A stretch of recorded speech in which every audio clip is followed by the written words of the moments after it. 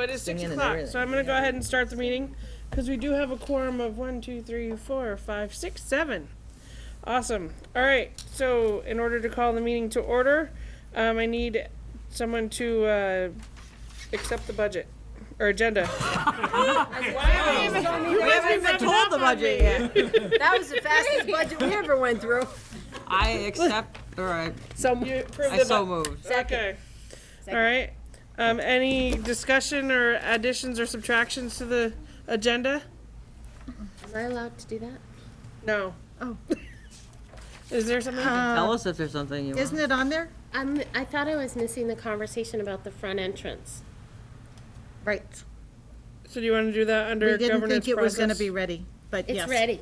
All right. So we'll put that under governance process. you, Brenda. front Thanks. entrance. Thank you. It'll be UHS front entrance discussion.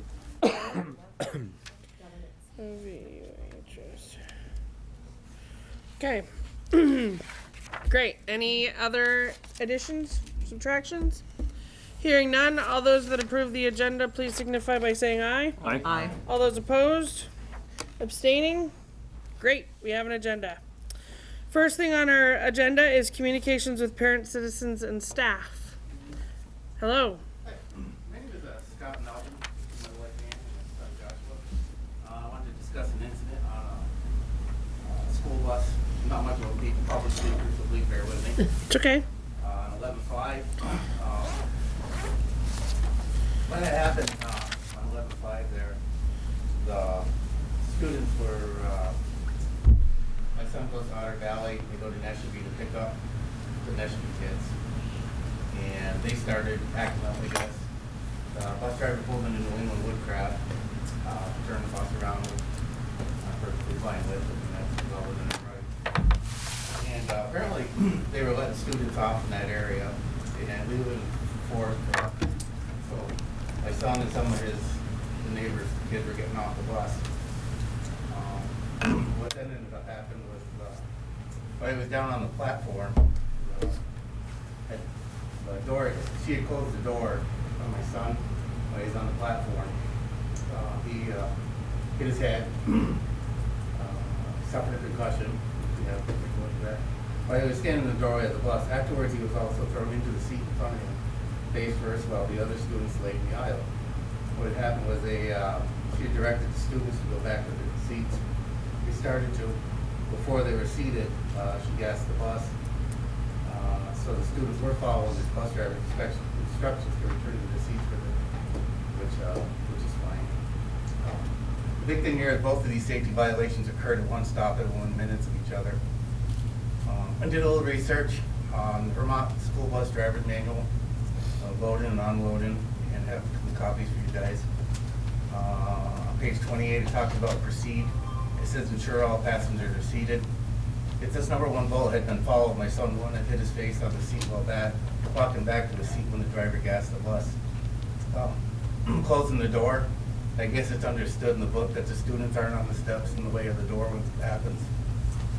And I talked about additional training was the result of the inquiry that bus coordinator came up with, I guess.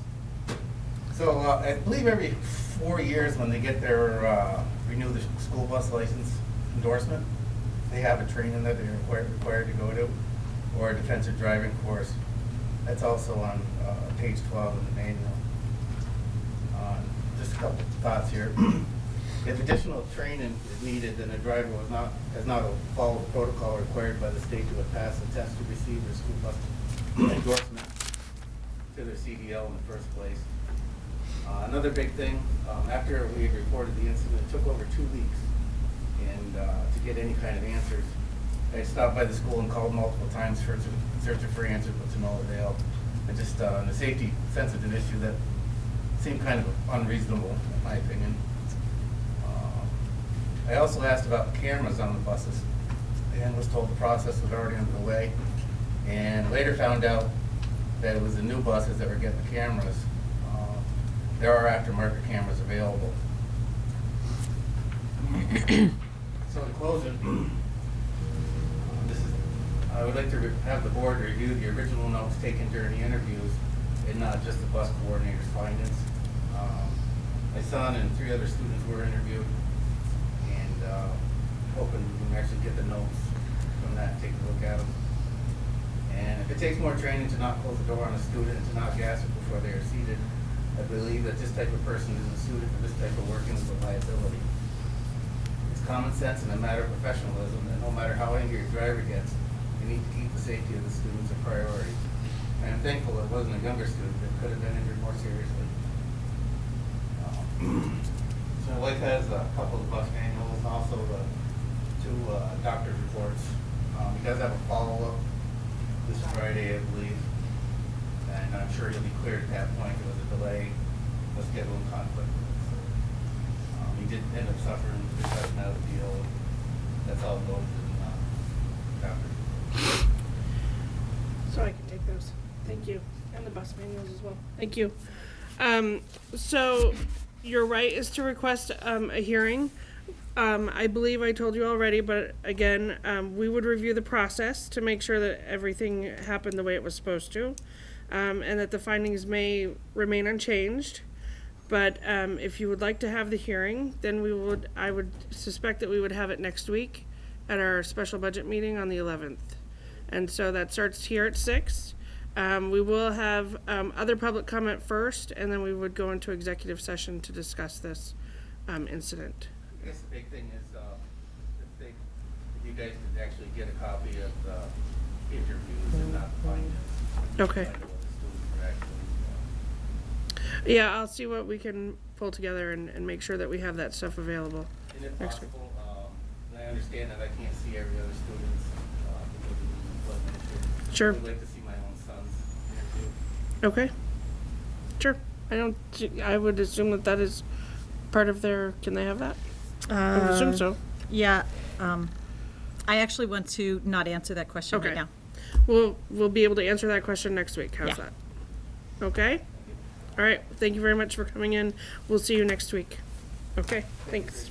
No problem. Thank you for coming in. Thank you.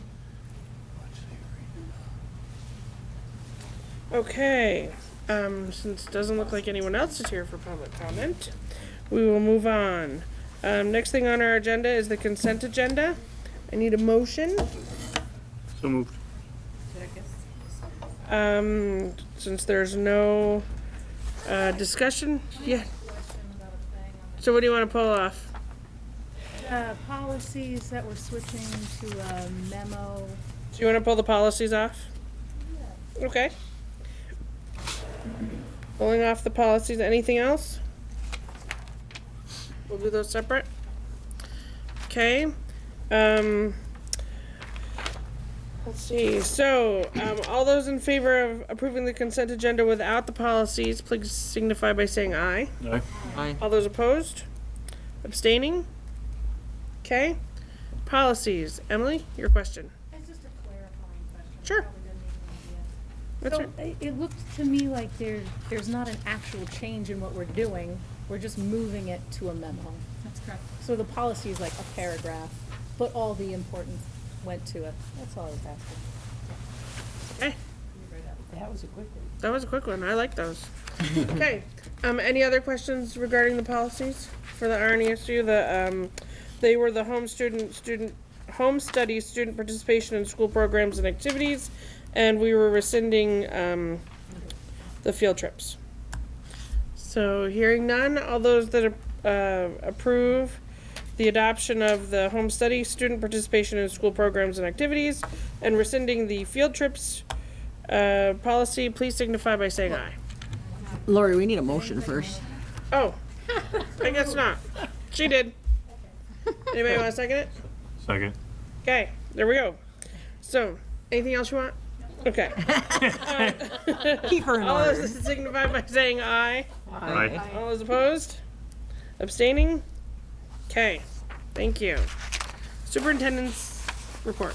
I know you already passed it, but I do want to ask if there are any questions on the process of internal controls. You're required to review those annually, and that's how we ensure that we have internal controls for our financial year. So, any questions on that? Probably would have come up at that time, right? Okay.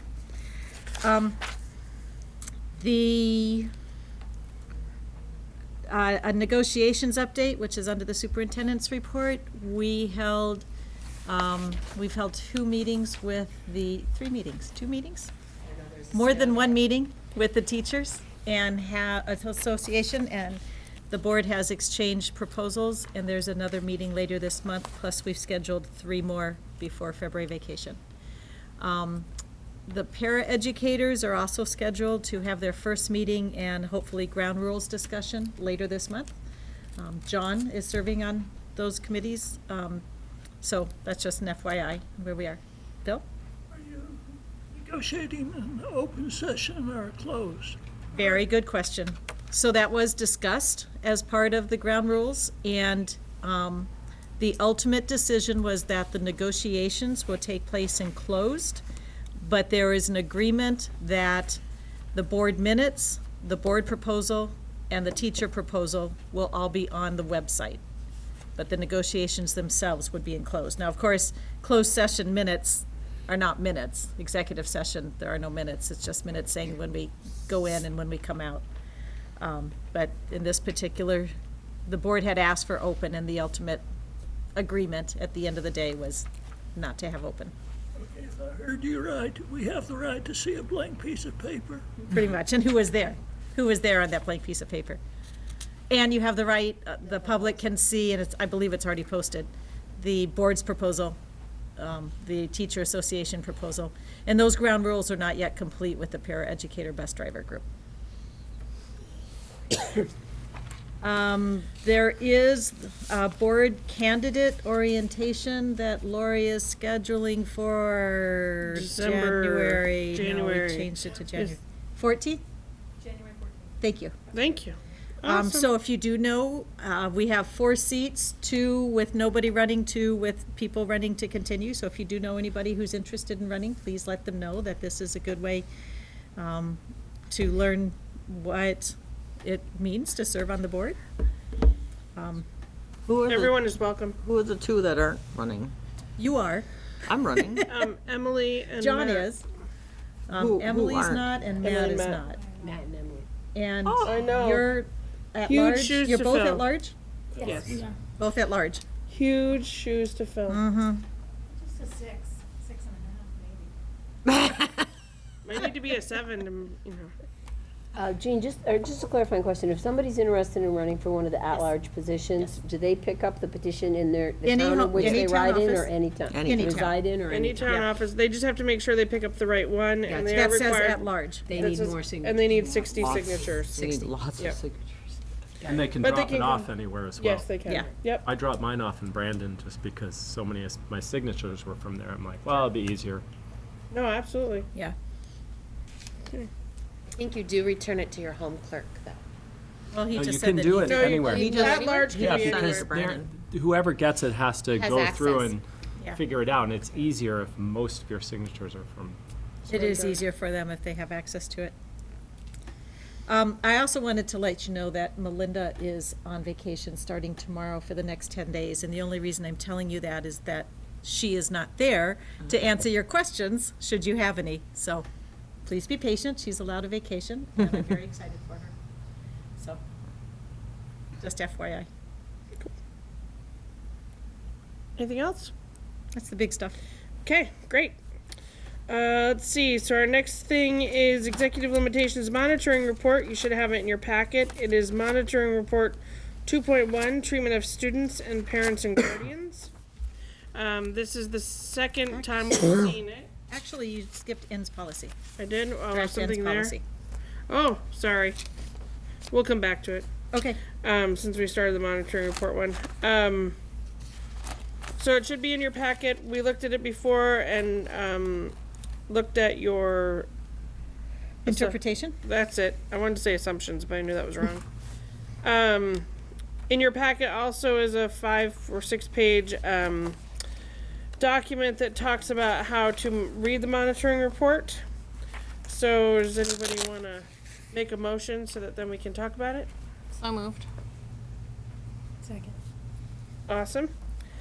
So, what do we want to talk about with the monitoring report? Anybody have comments? Concerns? Thoughts? Emily?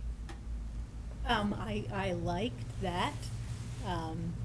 While most things were meeting, Jean was very clear about this is where we're not. It's 2 areas, we're gonna get to the bottom of it, and I like that. It seems fairly straightforward to me. Good.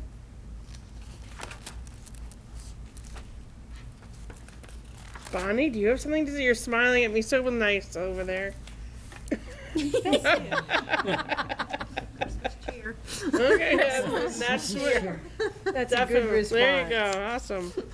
I will point out that one of the areas where I said we're not in compliance is around the Otter Valley Middle School and High School multi-tiered system of supports, which you will hear about a little bit later tonight in the budget proposal. I need your help to be in compliance, so just throw that out there.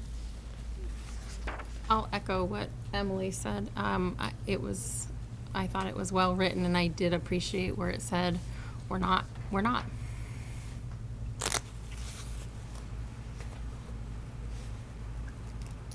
So when you report non-compliance, do you have to put in here how you're going to get to compliance? And Okay. when, All right. and give you a timeline of what it would take to be in compliance.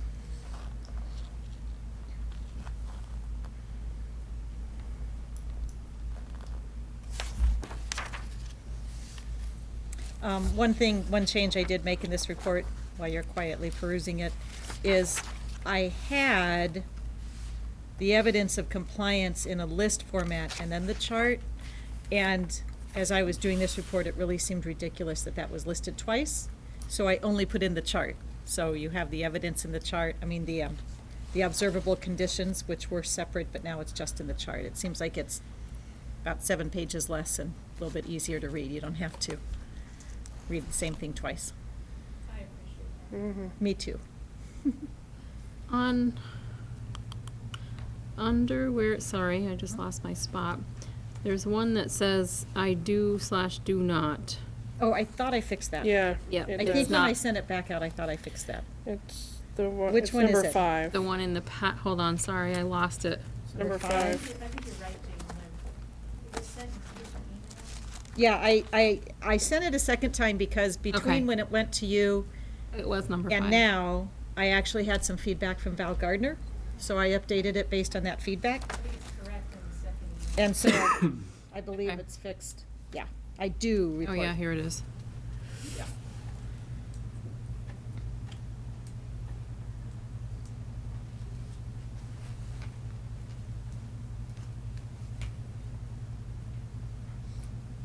Any other comments?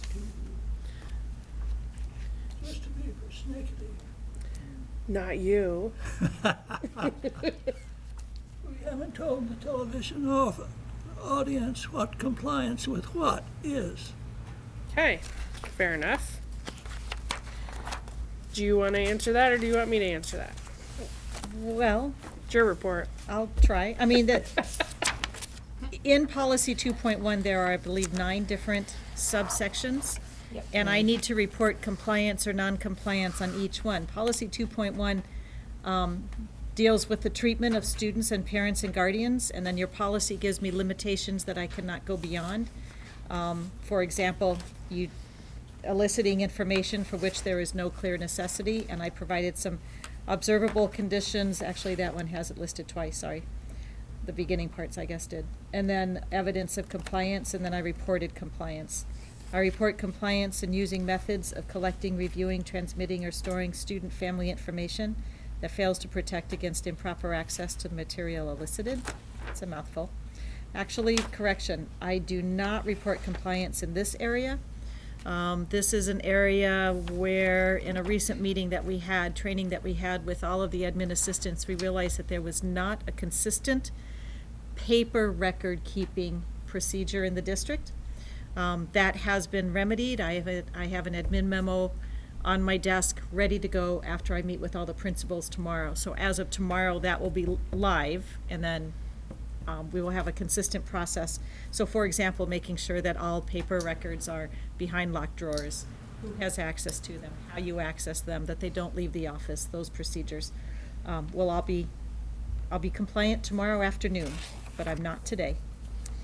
I reported compliance for operating facilities with appropriate accessibility and privacy. I will note that that's within the codes allowed for each building.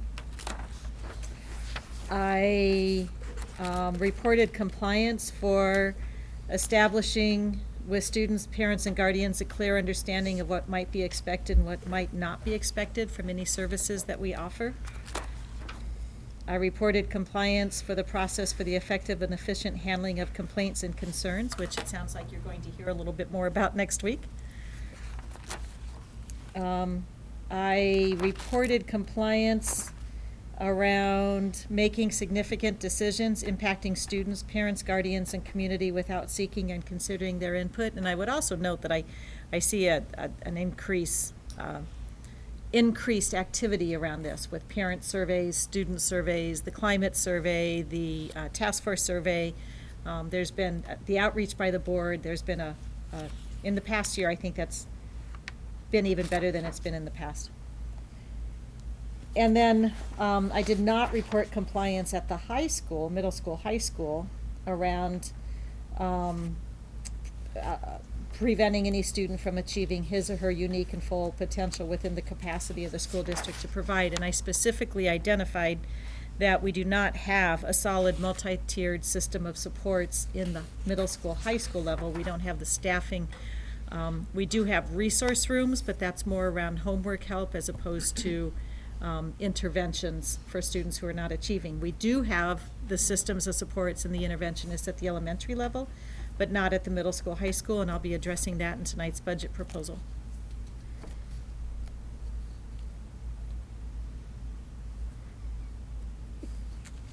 You have an evergreen clause. Myself? No, for this, in the event that the law or regulations change, these will automatically be subsumed. No. However, the way the policies are written, there is also a policy that says that I will be compliant with all laws and regulations. So if a law or regulation changes, I have to change our practices, and then I have to report out to you that I've done that. So in a sense, Okay. yeah. A good example of that is, in this document, I also speak to how we protect our digital records, our electronic records. And that's actually we're able to do that through central office, and that's a very comprehensive system that's in the control of one person. Paper records, which do still exist, was not consistent across the district. But the electronic records is a relatively recent thing.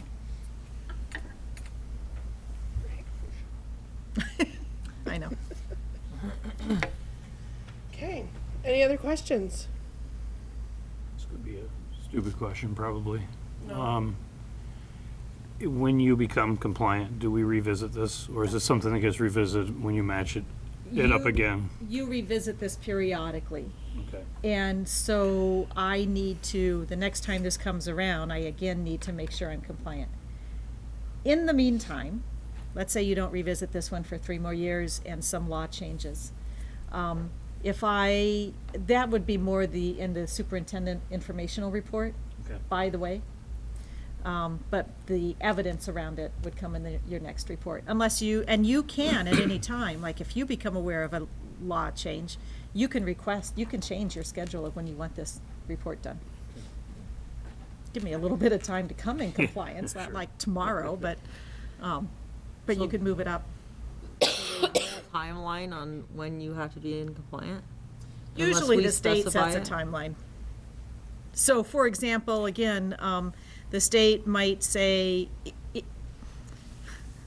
this is awful because I'm picking on myself, but as you know, Angela, because you were on the Otter Valley Board before you were on this Otter Valley Board, the state set a timeline for us to be in compliance with proficiency-based policy.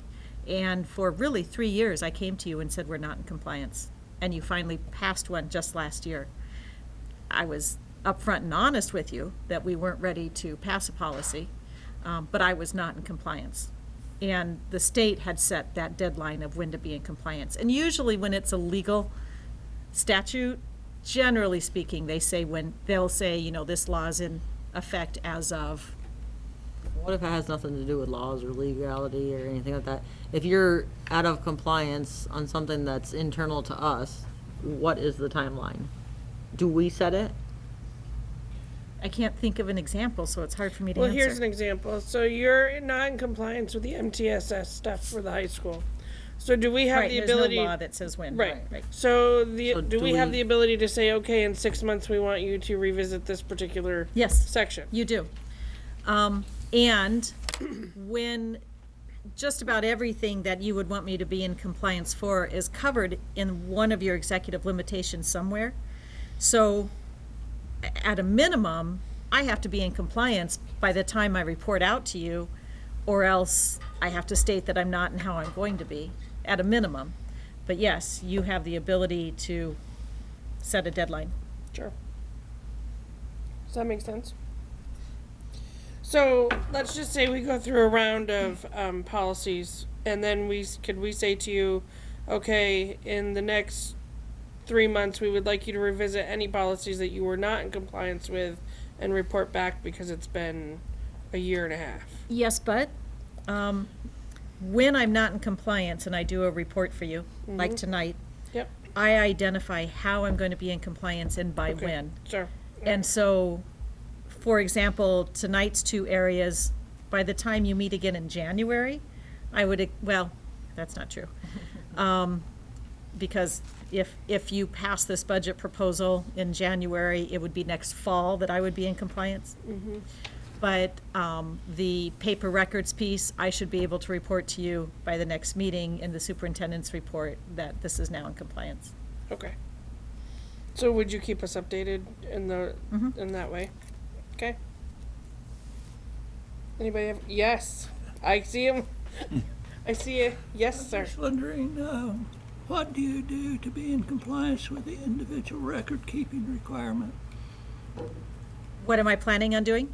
Yeah, well, this is a bit of a trap in the sense that the state has failed to do what they were supposed to do Right. since 2013. So we have an internal process, regardless of the state.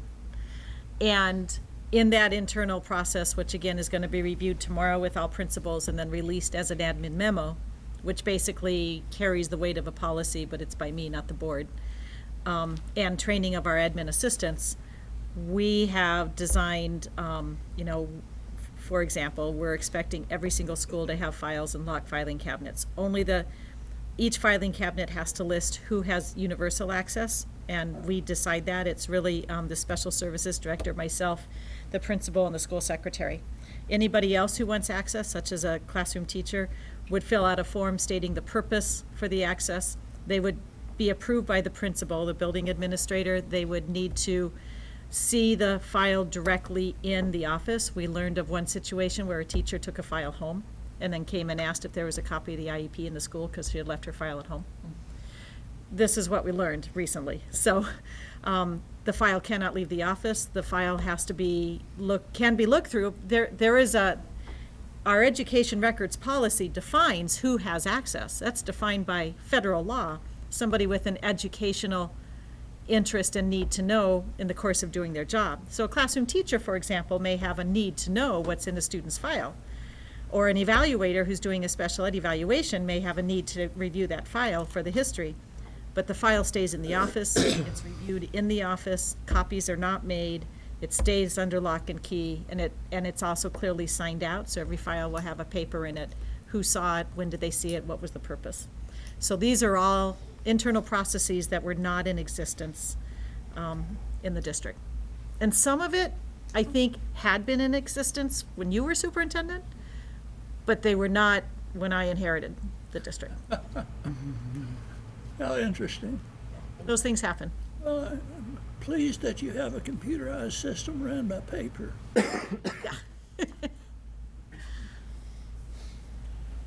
That's a statewide problem. It isn't our problem. Other questions? Okay, well, I just want to thank you for your thoroughness, because it's definitely very thorough. Could have been a one-page paper that said I I report compliance, so. Because I said so. That's right, and because I said so. So, we appreciate that. So, all those in favor of approving, Accepting. accepting policy 2.1, please signify by saying aye. Aye. All those opposed? Anybody abstaining? Okay. Policies pass. Thank you.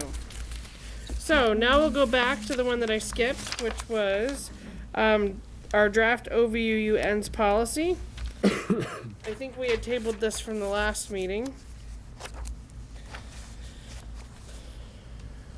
Sorry, I'm making notes. No, that's okay. I'm looking There it for is. the draft. It's right in front of, which one is it? The draft Ends policy? global ends policy. It's right before the monitoring report in your packet. Okay. There, right before that page. Ah, there we go. Proposed global ends. So, this has been cleaned up. It currently states, well, let's get a motion and then we can Motion to approve. so move. Okay? Second. Okay. So now that we have a motion on the table, the Otter Valley Unified Union School Board proposed global ends at our November 13th special meeting.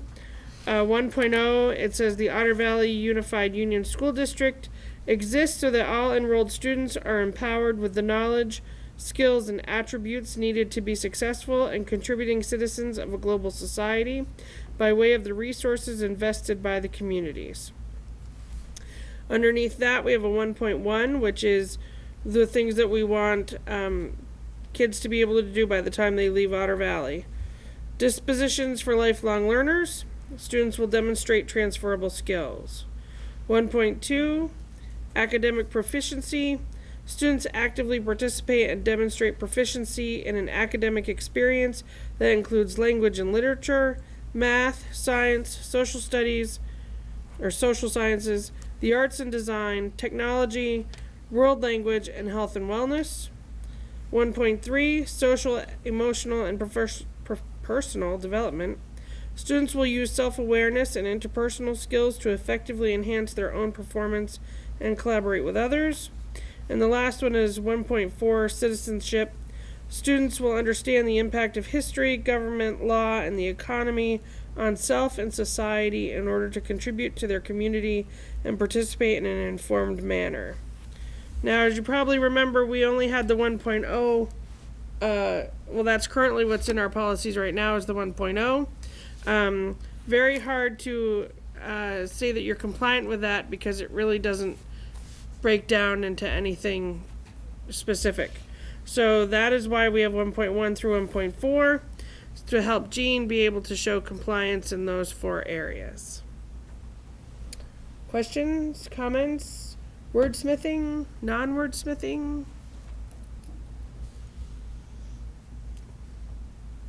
Yes, sorry. I really like what we've created, but I just want to again ask Jean, do you feel like you will be able to address dispositions for lifelong learners? Is that enough information? I know, 1.2 is a little more specific. No matter what you have there, it will be difficult to measure compliance, but we will be able to speak to it at least in an ends report, identify transferable skills and speak to how we're addressing them. But transferable skills by their very definition are very difficult to measure. Communication, for example, collaboration, it's difficult to measure that. But I still think it's. You do agree that it's good to still have that there. I do, I mean, the lifelong learner thing is yeah. important. I do, I like what you wrote.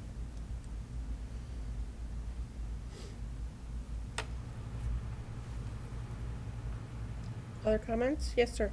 Would it be fair to say that item 1 is very generalized and 1 through 4 is more specific? Yes. So why do we need 1? That's fine. Big goal. And then you have nesting bowls inside of it. It's like having a manager and then So- workers. Why do we have Currently, you managers? only have one. And you don't have any of those details below it, which allows me to completely interpret it. This gives the board a little bit more direction in how to interpret it. There are some things in there too. I mean, you know, even by way of resources invested in the community, by the communities, that doesn't exist in the other. Right, and I the mean, there are some broad things there that don't show up. I mean, I get what you're asking, but. Yeah, I wash. I like to avoid it.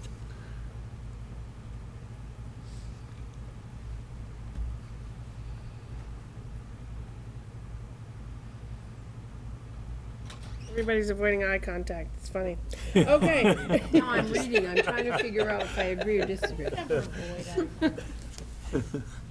that 1.4 is, it's a, I needed to read it like 3 times to understand the wording and what it means. And commas didn't help me. But I think I got it now. It's just the impact of history, government, law, and the economy on self. What, on oneself? I understand what it means now, but it's a little confusing. Okay. Do you have suggestions on how to make it more clear? I was hoping maybe Barbara's not here. No, I actually really like that language. Okay. But that could be me. I'm not trying to I change didn't it. write it, but I like it. It's not the most, But I- friendly. Yeah, I understand what you're saying. I've been trying to figure out how to restructure that. There's something hanging in an informed, participate in an informed manner. I know what we're saying, but that's not what this language says. It says law, economy, on self, and society in order to contribute to their community, I get that, and participate in an informed manner. It's like, participate in what in an The informed community. manner? I know, but that's hanging there. It doesn't say that. May I suggest, in order to contribute and participate in their community in an informed manner? Now that. Or contribute and participate in an informed manner in their community. It could Either go, one. it could go either way, but that's not, that way it's got a referent, so there's something there to go back to.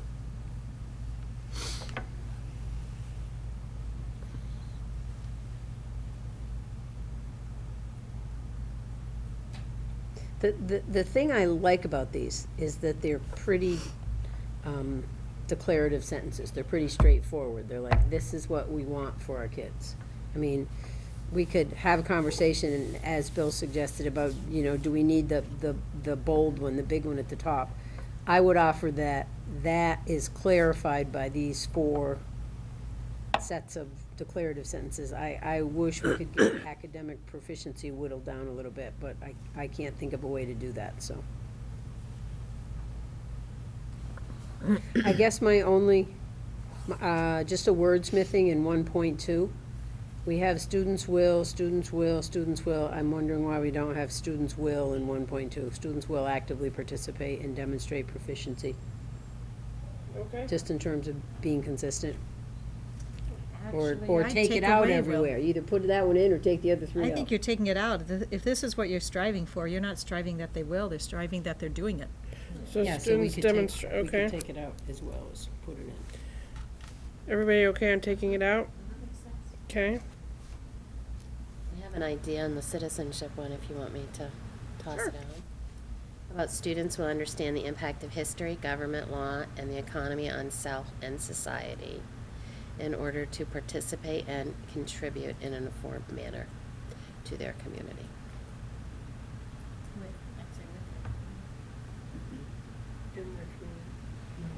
You may not It even says need- to You here. may not even Contribute need to. it. In or with.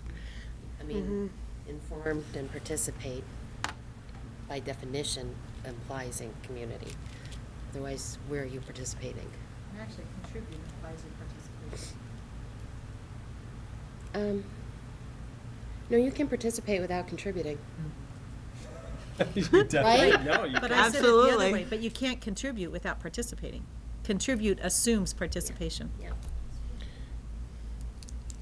So do you just want to pull out and participate and just say to contribute in their community in an informed manner? Society, in order to participate whatever, yeah. and contribute in an informed manner to their community. Could I ask a question about that one before we work on the wording? Sure. Why do we feel the need to talk about why we want them to do that? We don't do that in the other ones. Why don't we just say students will understand the impact of history, government, law, and the economy on self and society, period? How does that become good citizenships if they just know that? It's up above, that you're contributing citizens, that's in your top one. Because we don't give a rationale for why we want them to learn these other things. That's true. Yep, that's true. Yeah, I personally like having that there, but that's me. I feel like that's probably the most important thing we do as the end result is that contribution to community, and the thing that's lacking a lot of the time. Like, so I feel like emphasizing that is important, but that's my personal opinion. Yeah, and I'm not disagreeing No, that I that's an know. important piece. I know you're just Yeah. trying to whittle things down. I'm just but- trying to make it, but- yeah, that's all I'm trying to do. So, in order to participate and contribute in an informed manner to or in their community. Is that what you wanted to say? In or with, Whatever, yeah. I think it should be in or with, Okay? in. So, students understand the impact of history, government, law, and the economy on self and society in order to participate and contribute In an informed manner. in an informed manner in their community.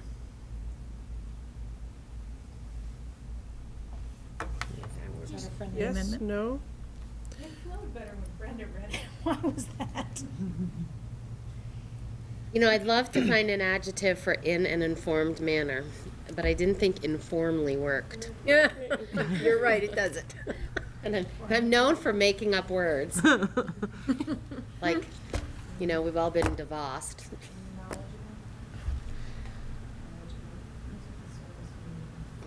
On your computer. In a knowledgeable manner? Well, informed is, I think, the right word, because it's talking about what's going on and knowing that and acting on that.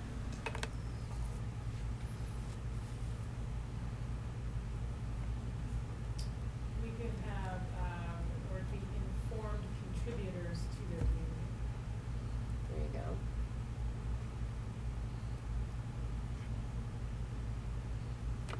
Or participating in the community.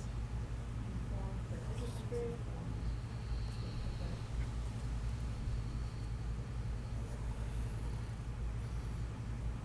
Yeah, I think whichever way we do it, we're getting I across, think we it's need to fine. get across. Okay. Pick one and we'll just go with it. So if I put, well, so if we go with the in order to those 2 words. participate and contribute in an informed manner in their community, we need to make sure that you're okay with that as a friendly amendment. Yes? Who seconded? I did, I'm fine. You're fine with that? Okay. Okay, any other changes? Thoughts? Okay. Hearing none, all those that approve the new proposed global ends with the changes we made, please signify by saying aye. Aye. All those opposed? And abstaining? Great. We have new global ends. And so this won't come back to you until January because you need 30 days between Yep. readings. Okay. All right, let's see. So we did the monitoring report, we did that. No board management delegation, community linkage, government process. Some events that are coming up is that December 16th is the high school concert. And then the 17th is the middle school concert here at Otter Valley. So if anybody can make those, that would be great. There's also probably some school holiday concerts going on, or as well, winter concerts. But I haven't heard specific dates. Anybody know? 16th? 16th, On a it's Monday? Monday, yep. That's not usual. I know. High school is the 16th. Middle school is the 17th. Task force is the 18th. What? Your meeting is the 18th. Right, and our meeting is the 18th. Is Lothrop doing a, Lothrop is the 12th. okay? Otter Creek Academy is the 11th, which is a board meeting, but it's a special board meeting that Yep. you added. So I did not ask them to change it. Did you say Neshabes? No, I don't even know if they're having Barstow one. is the 4th. Yeah, I'm not sure about that either. Just because Julia isn't here, and I Right. understand Mrs. Hawk is done this week. Ah. So, Does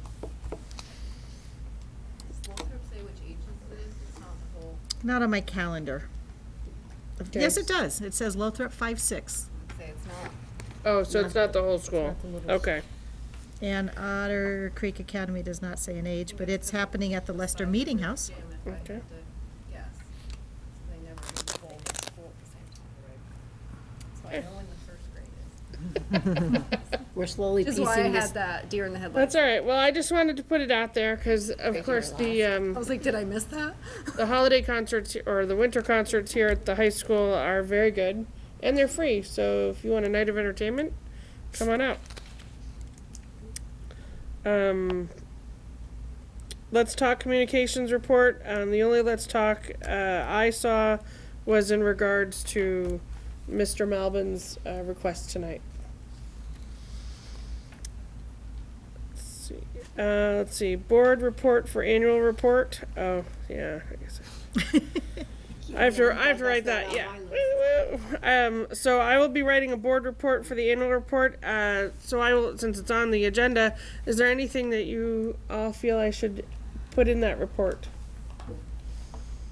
Policy governance. Yes, Ben's definitely policy policy. governance. Okay. This work we did with the safety grants. Okay. The Yep. access, and the bathroom, accessible bathroom at Otter Valley. Okay. And maybe depending on what you do with the front entrance when you get to. That's next year's report. That's next year's report. I can't. What you else, know. is anything else gone on in the small schools that we can The highlight? reconfigure, this is the second year though. This is of the second year. We ROCA. really can't. No. The access control, those grants were. Yep, in safety special grant. too, and Yep. security grants were in safety. How about That- curriculum issues, academic issues, That we're, anything to report? I don't know that I would put that into our report because might that's be mine. administration. That's her. curriculum will have a report too. I mean, if things go really well, I'm gonna take all the credit I can. But Did somebody already say the task force? oh, yep, Oh, we the can work put on the yep middle school, task yeah. force. One point that I was thinking that you should really brag about is the countless hours that Yep. we put into trying to figure out the best way to communicate with the community. Great. We have spent a lot of time. Mm-hmm. Yep. Would we want to put the timeline in there to just, I can definitely speak to the timeline. Yes, absolutely. so to constantly keep putting, anytime we talk about, the more we can Sure. bring people up to date who maybe don't know everything Yep. that's going on. Yeah, we're actually going to, the timeline that I shared with you, we're gonna make it pretty, Yeah, I like that. Yeah. Sample one. so we can, Yeah. No, that's great. Yeah, so it was good. You impressive. practically helped me That's write probably this a full already. report It's right done. there. It probably is. So now I just have to put some words around it. We're good. Thank you. Because the other time I just look at this thing and go, I don't know what we did. So, can't think. Perfect. All right. So, moving on to fiscal year 21 budget first draft. us, Brenda. Okay, this is, if you have your computer, this is now, on the agenda page online. It's 2021. Did anyone see it beforehand? No, it should Because be if 20 you did, we're you get in a gold FY star. 20. Yeah. Because we end in June of 20. So that should be 21 is what I'm saying. not Oh, 20. yeah. Hey, your budget proposal says FY20 when it should. Already wrong. Wrong year. Is, December 4th, 2019. you should speak to the fact that Governor Scott is on that first picture because he was just here last week. You didn't actually mention. I spoke to it in my written report, but and I even gave you pictures in my written report of Governor Scott visiting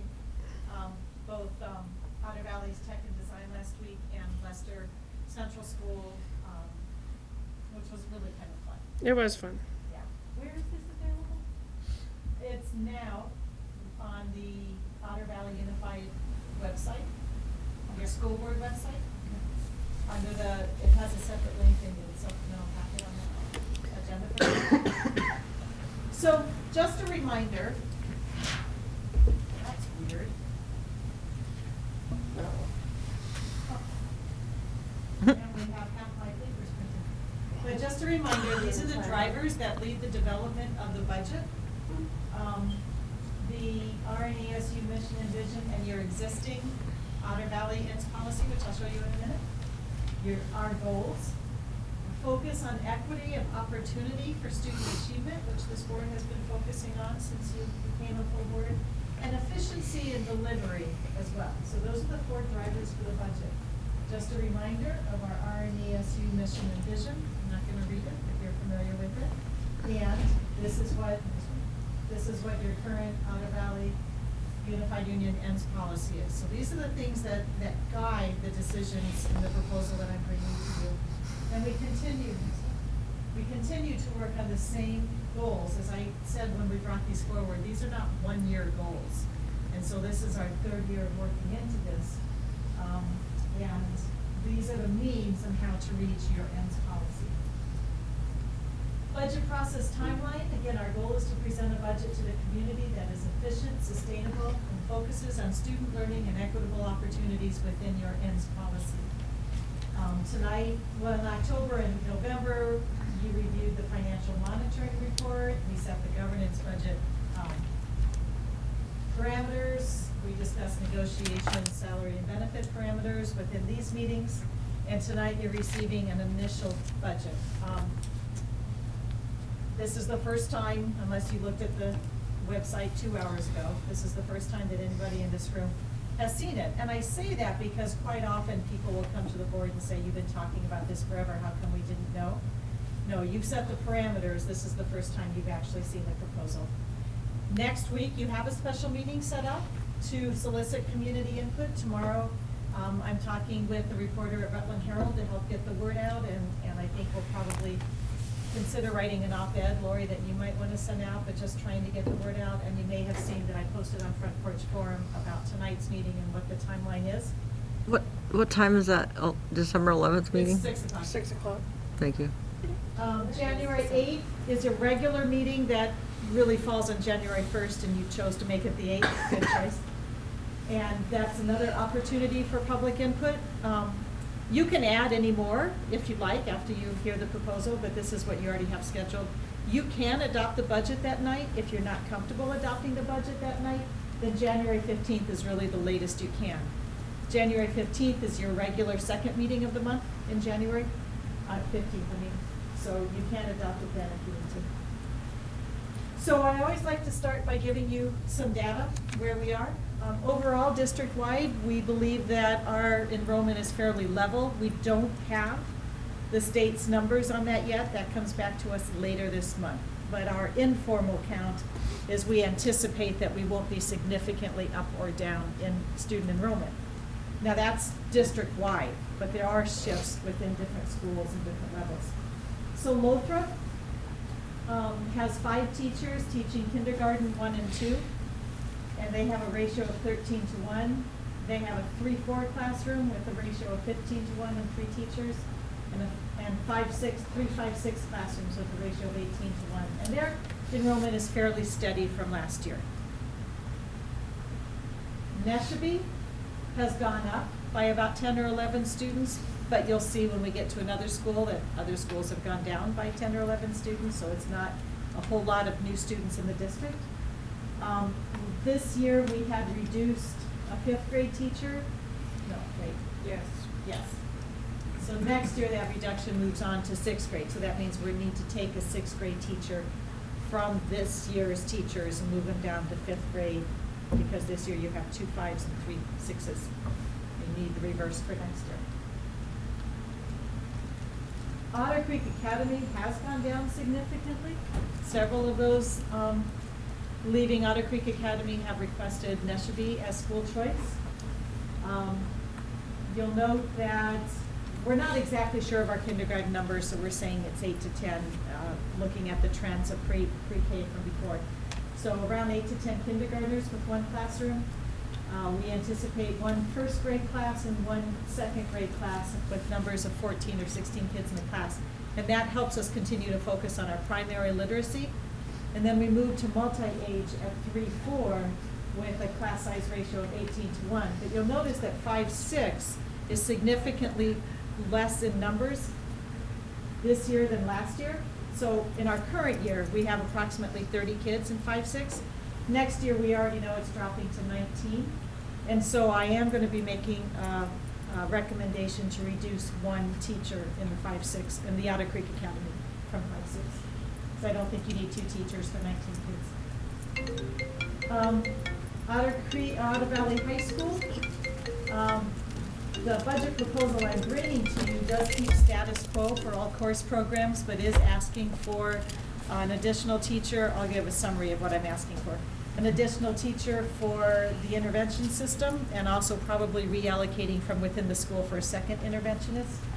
And I'm also recommending that we increase the tech and design position, which right now is 0.75 to a 1.0. I think that that's an important position to help improve our flexible pathways for students and connect kids with community placements. We do that now, but we lost a teacher who was really focused on that. She retired. We moved it over to Lisa King's caseload, but she's also teaching classes, so this would give us 2 teachers who are really focused. And coming out of design and tech, where there's a lot of connection already with community businesses, it seems like a nice way to pair those 2. So I'm suggesting that that position increase from 0.75 to 1.0. Altogether, Otter Valley Middle High School is going up by 37 students. The middle school's down by about 4, and the high school's up by about 41. With that, there are some discussions around the programs that we offer. We're not suggesting any changes, but we might need to reallocate some resources to make sure that we're meeting the needs of those extra 41 high school students. Jean, can we ask questions now, or would you rather we wait till later? No, I think, go ahead. The students at the high school's gaining, they're not actually new students to us, right? That's that bubble right. coming through out of the middle school. That's my point. Okay. I think that when we get our student count from the state, we might see a handful of, but I don't anticipate. I think it's just a bubble moving through. I don't anticipate a lot of new students have moved in this year. We always hear about all these new students who move in, but we never hear about those that move out. So I think that overall, we anticipate being fairly level. And we'll know that later this month. We don't get those numbers until later in December. I do want to point out that Brenda has been working with our after-school and summer programs to try to bring some of that equity of opportunity that we talked about earlier across the district. We've already done some work with staffing patterns, rates of pay, and hours of operation. Our next step, starting next fall, is that the parents' hourly rates and fees will be uniform across the district. We did not get, you may recall, the 21st Century Grant the last time we went around for it. You have a reserve fund for extended learning for summer school and after-school programs. That reserve fund is still healthy at $754,000. So we anticipate that it's costing us about $143,000 this year, so it's still quite healthy, and we anticipate continuing to access that fund to make sure that we're offering opportunities. Bill? What percent of the kids that we would like to see in this program are in this program? I don't have that answer right now. I can capture the question and check on it for you, and how healthy it is. I can tell you that we have approximately 25, 45, and 25, 95 students that are serviced through the summer and after-school programs. 95 elementary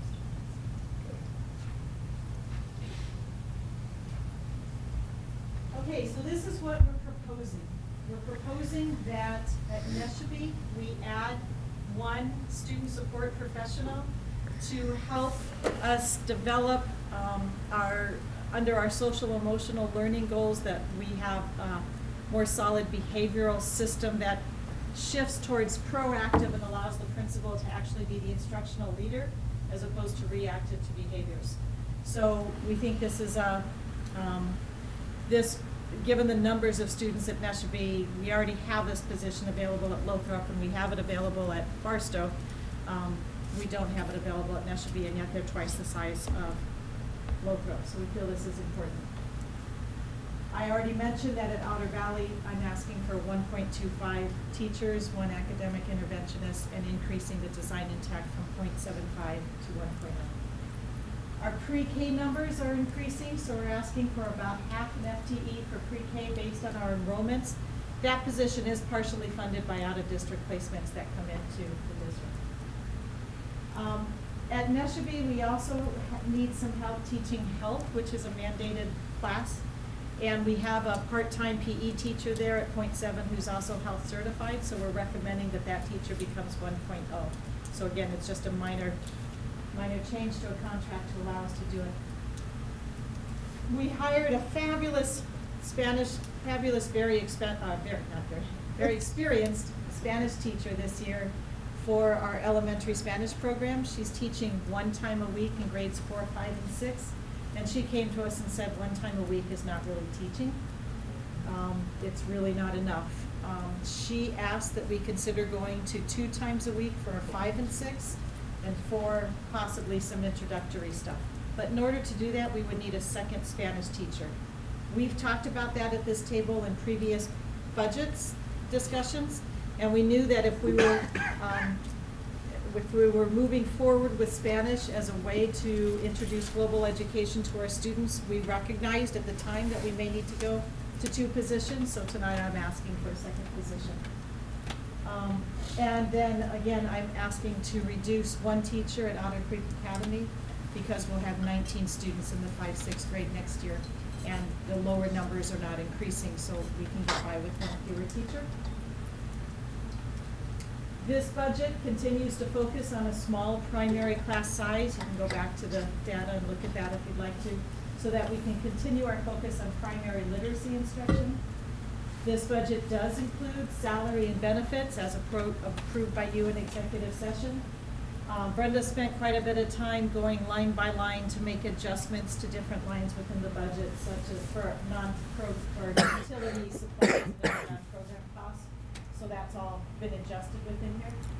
And I just want to note that we have been working for the last 3 years on, I use the term right-sizing the district under, since we've merged, making sure that our staffing is equitable and appropriate according to the needs of the schools across the district, that our salary scales are equitable and appropriate, et cetera, our support systems are. That work is now done, so the budget that we're bringing to you tonight that work is behind us, and now we're bringing a budget that we think actually meets, is needed to meet the goals that we have, that you have set out for us. So what does this mean? We're actually asking for a proposed budget increase of 2.48%, which we think is very reasonable. That's for you to decide. But we're able to do all of this within 2.48%, at which point I'm going to turn it over to Brenda, unless you have questions on that first part first. Brenda. You mentioned that the 5-6 is going down to 19 students next year, and that's what your suggestion was, 1 teacher? Yes, So there would be 1 teacher at that school. that's correct. Is that? 1 classroom teacher, and the other supports that currently So exist. would it be essentially a multi-age classroom now at that point? Yes, it already is. This year we moved to Because there's multi-age 5 kids and there's 4, yeah, I get Yeah. that. I'm not an expert, but I'm imagining, because we have a principal who travels between 3 schools, what happens if like the teacher's sick, we're sending a sub, there's just nobody else at the school that There one. is somebody else at the school. No, obviously, but I meant of it with it, okay. Yeah. But So- you're not worried about the idea of having a school with 1 teacher? Sure I am. Okay. I actually think it's one of our most I don't know. ideal scenarios, because it's a situation where instead of having a para-educator in the classroom, we actually have a special educator. Am I correct That's in correct. that? Oh, there is a special There's a educator over special there. educator Okay. in the classroom with this, which is ideal. If we Okay. could paint I that just across the wanted to know district. there was somebody else There's besides a special teacher. educator, Okay. and then the guidance counselor also kind of balances with the principal about going Okay. back and forth, and so there are other adults in the building. I really like the setup there. Okay. I just wanted to ask the Proponent of question just to Sudbury. make sure. It's a very good question. that- Also about Sudbury, sorry, Bill, and then we'll Go get to ahead. you. Because there's that bubble of sixth graders that there's only gonna be 5 next year and then it gets back. Do you see us adding back a teacher the year after, or do you think that you will just reconfigure the grades as necessary? I don't, honestly. When I was projecting, no. 7 and 5th. Go back one more, I think. No, that's No, it. that's it. Otter Creek. That's it. So as I, 17 and 10. Hard to tell. it's possible. So next year, for example, there would be, the year after this, there would be 24 students. This year, there's 30 and there's 2 teachers. 24 could be a teacher and a half.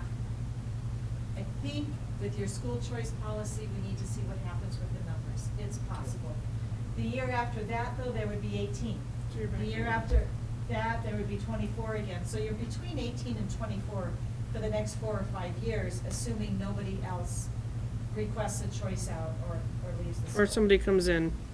We also have to figure There's that somebody always might that come in. possibility that some people will come in. Okay, thank you. Bill? Got a list of questions.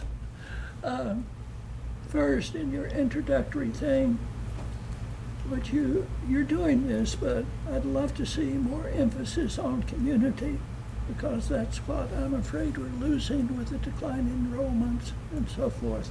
I don't know what you mean by more emphasis on community in the introduction.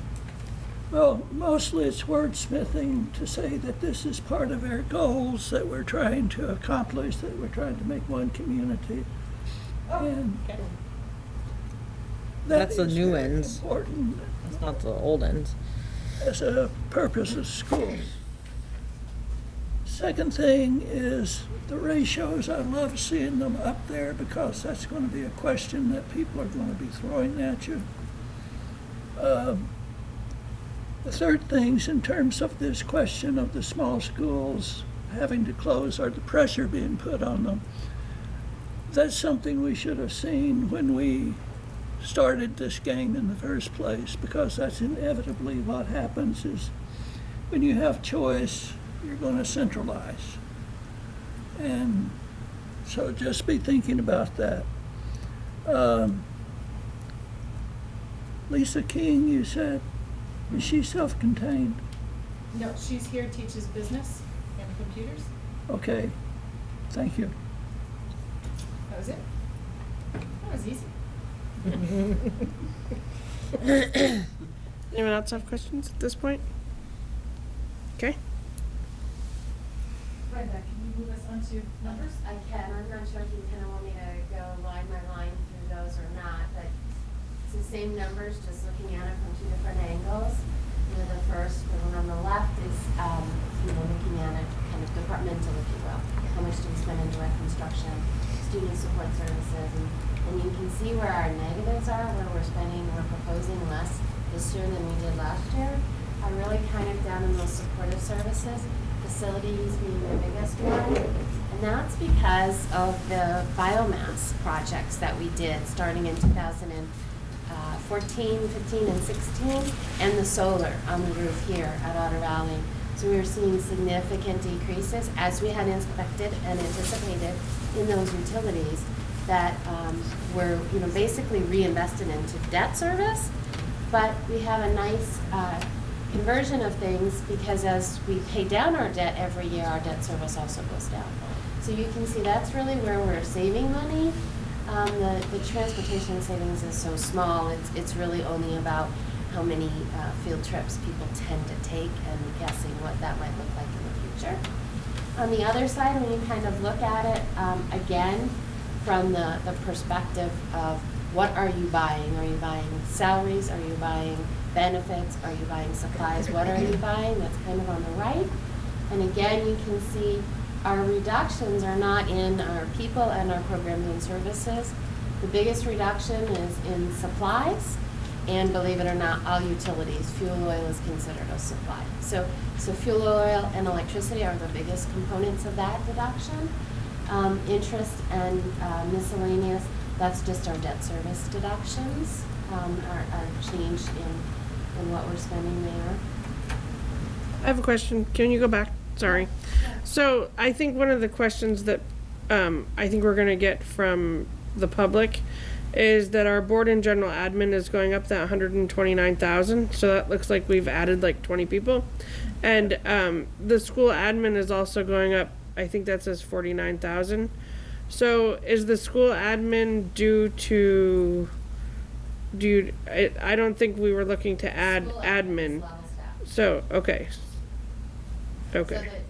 so let me tell you what's in those departments. Yeah. So the board and general administration, the board is obviously your costs, so that includes the operations of the board, by the way, I'd like this today.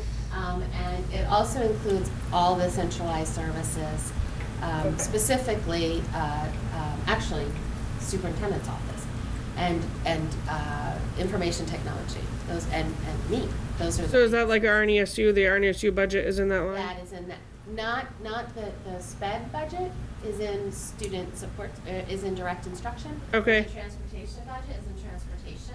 Okay. But yeah, so it's the central office, so it's really what we would call central office, which is curriculum, superintendents, information technology, and me. Not just me, but. And board professional development, legal expenses. And then your professional development, your legal expenses, your audit expenses, those type of things. And I don't know if we have a slide. You have a slide? We'll talk. I guess that's just, everything looks great when it's negative or, you expect other stuff to go up. But those both jump out at me, especially if we're not adding people to it. So I just, I think we need to be able to be prepared to speak to it. Did you say that includes our legal fees? Yeah, which I know is a lot, so. Which includes 2 negotiations. Right, and the Burdett Fund. Yeah, which is, it's 26. We're not gonna spend any more on this yet, right?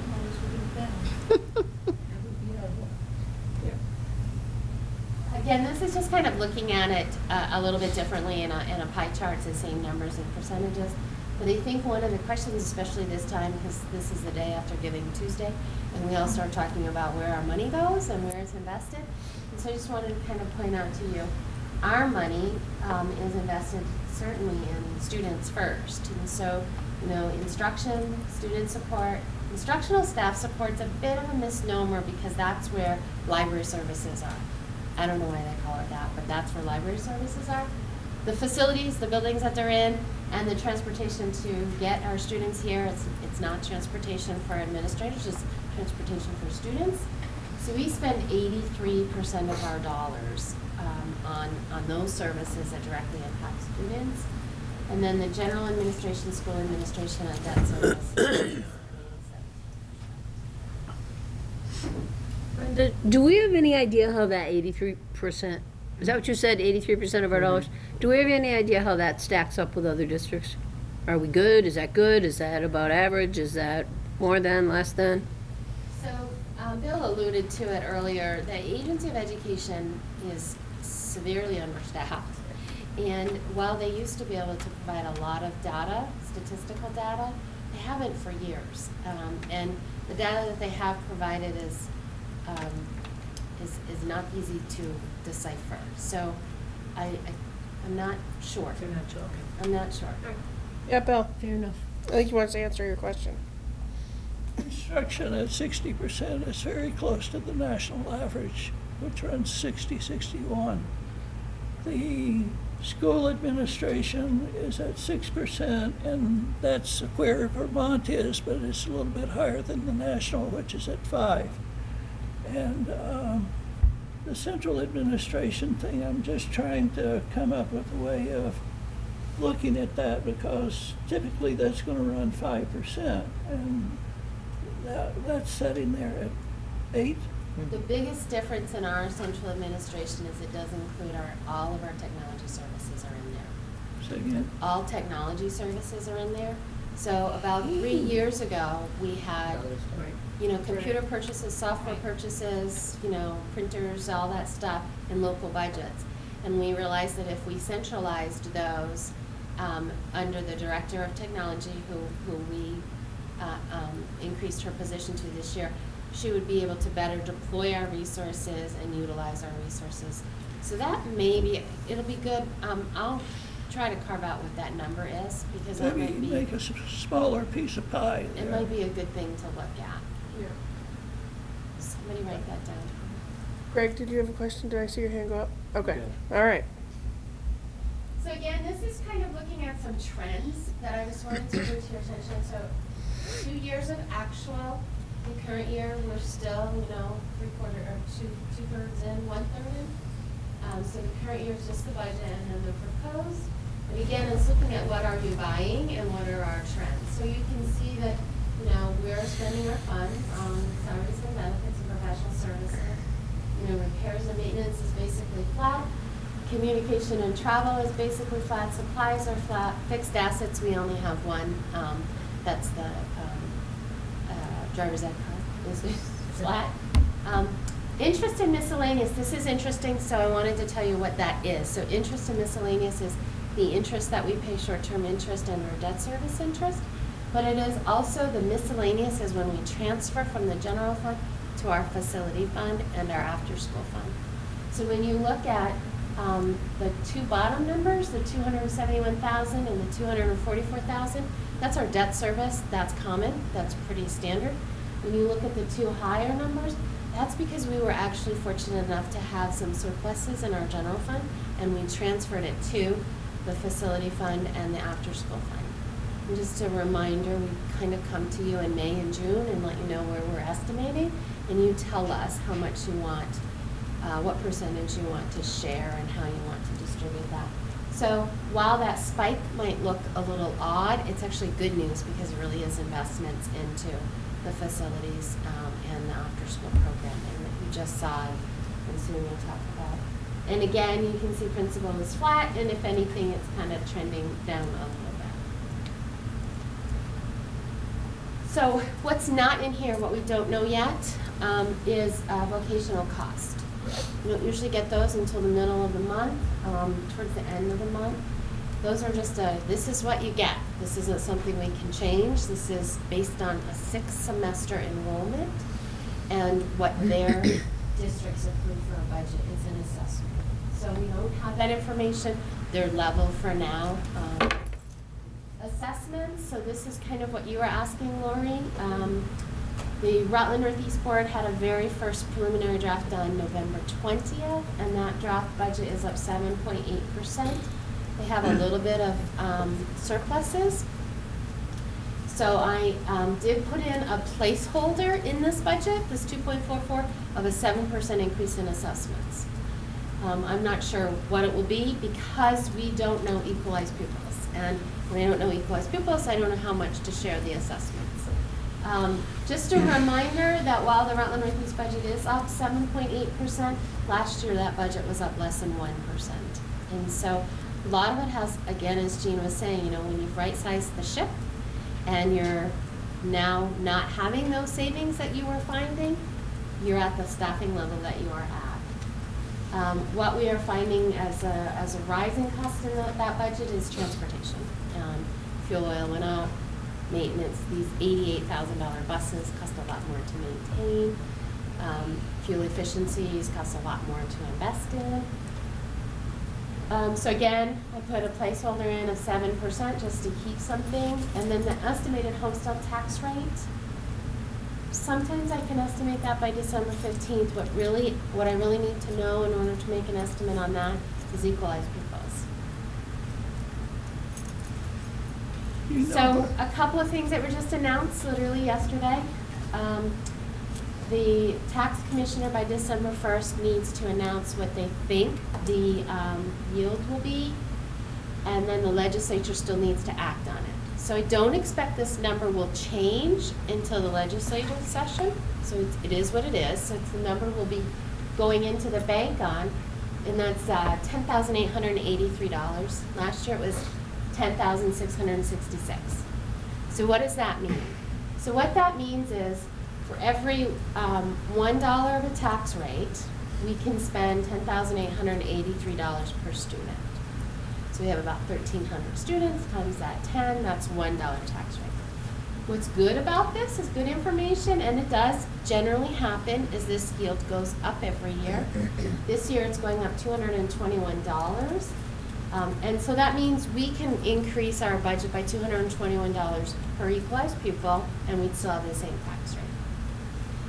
There have been years at this time of year where I have reported that the yield is down, which is depressing because that means our dollar doesn't buy us as much. Again, that has actually never come to fruition. In fact, the legislature has in the 11th hour, which is literally in May, so we won't even have better information by March, or it's unlikely we would, certainly not by the time you adopt a budget. They have been able to either hold it level or rise it a little bit, so we haven't seen that decline. But it is good to know that in the preliminary, our dollar of property taxes is going to yield $221 more per student. 223? Looks like I did the math here. Anyways. Big number. So a question that always is asked of me is, you know, so again, so 1 cent on the tax rate with a dollar yield, that means, so remember that first dollar buys us $10,883 per pupil. Every percentage over that dollar, every percentage over that $10,883 buys us another 106 per pupil. Does that make sense? Why doesn't it buy us? It should buy us 108.83. Okay. Yeah, it's like, notice I got it right on the next one. So what is 1 cent on the tax rate? $142,245. Assuming, because I don't know this yet, assuming that we still have 1,307.04 equalized pupils. That's the 6 towns. That's the, That's not Barstow. Right. that's not Barstow. That's just ours. Just us, yes, 6 towns. Last year, the equalized pupil number was 1301.9. So I'm not expecting, I think our days of seeing rapid declining enrollments, I think we've leveled off. I'm predicting it will not be that much of a change, as Gina had indicated. I don't know yet. So, and then the last piece that we'll still be waiting for from the state, and honestly, it's usually a Christmas present, and that's the common level of appraisal. And again, you can't fix that, that's what it is, and that's based on what actual sales are happening in each town. Yeah. So I just have one question. In reading the local papers recently, we're seeing lots of school districts that are near the ceiling, so that they're going to have to, their penalty phase. So I'm just curious as to where we might be in that. Nowhere whole- near. Oh, that's what I thought, but I would just like that to So be- let me tell you what that penalty phase is. Okay. And I'll tell you what last year's per pupil spending was.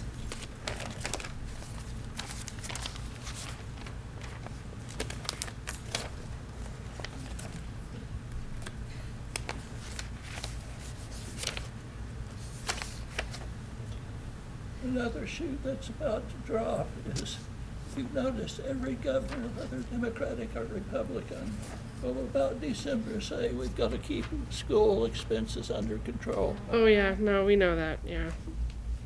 And then they take money from the ed fund. Right.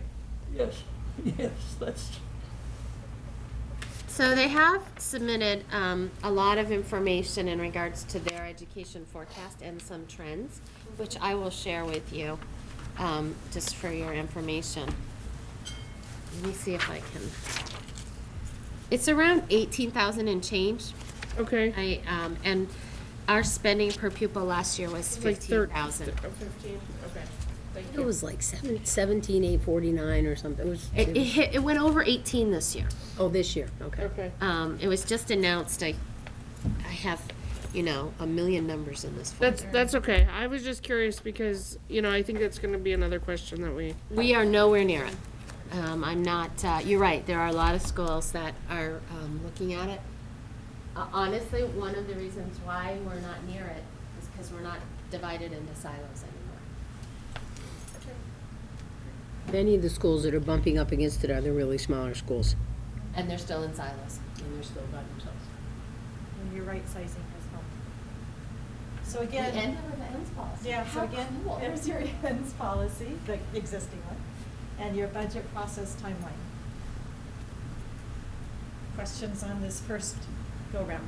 This is what, we are not receiving any of the other information that you need to make decisions before you return in January. So my other question is, and maybe this is none of our business, but I'll ask it anyway.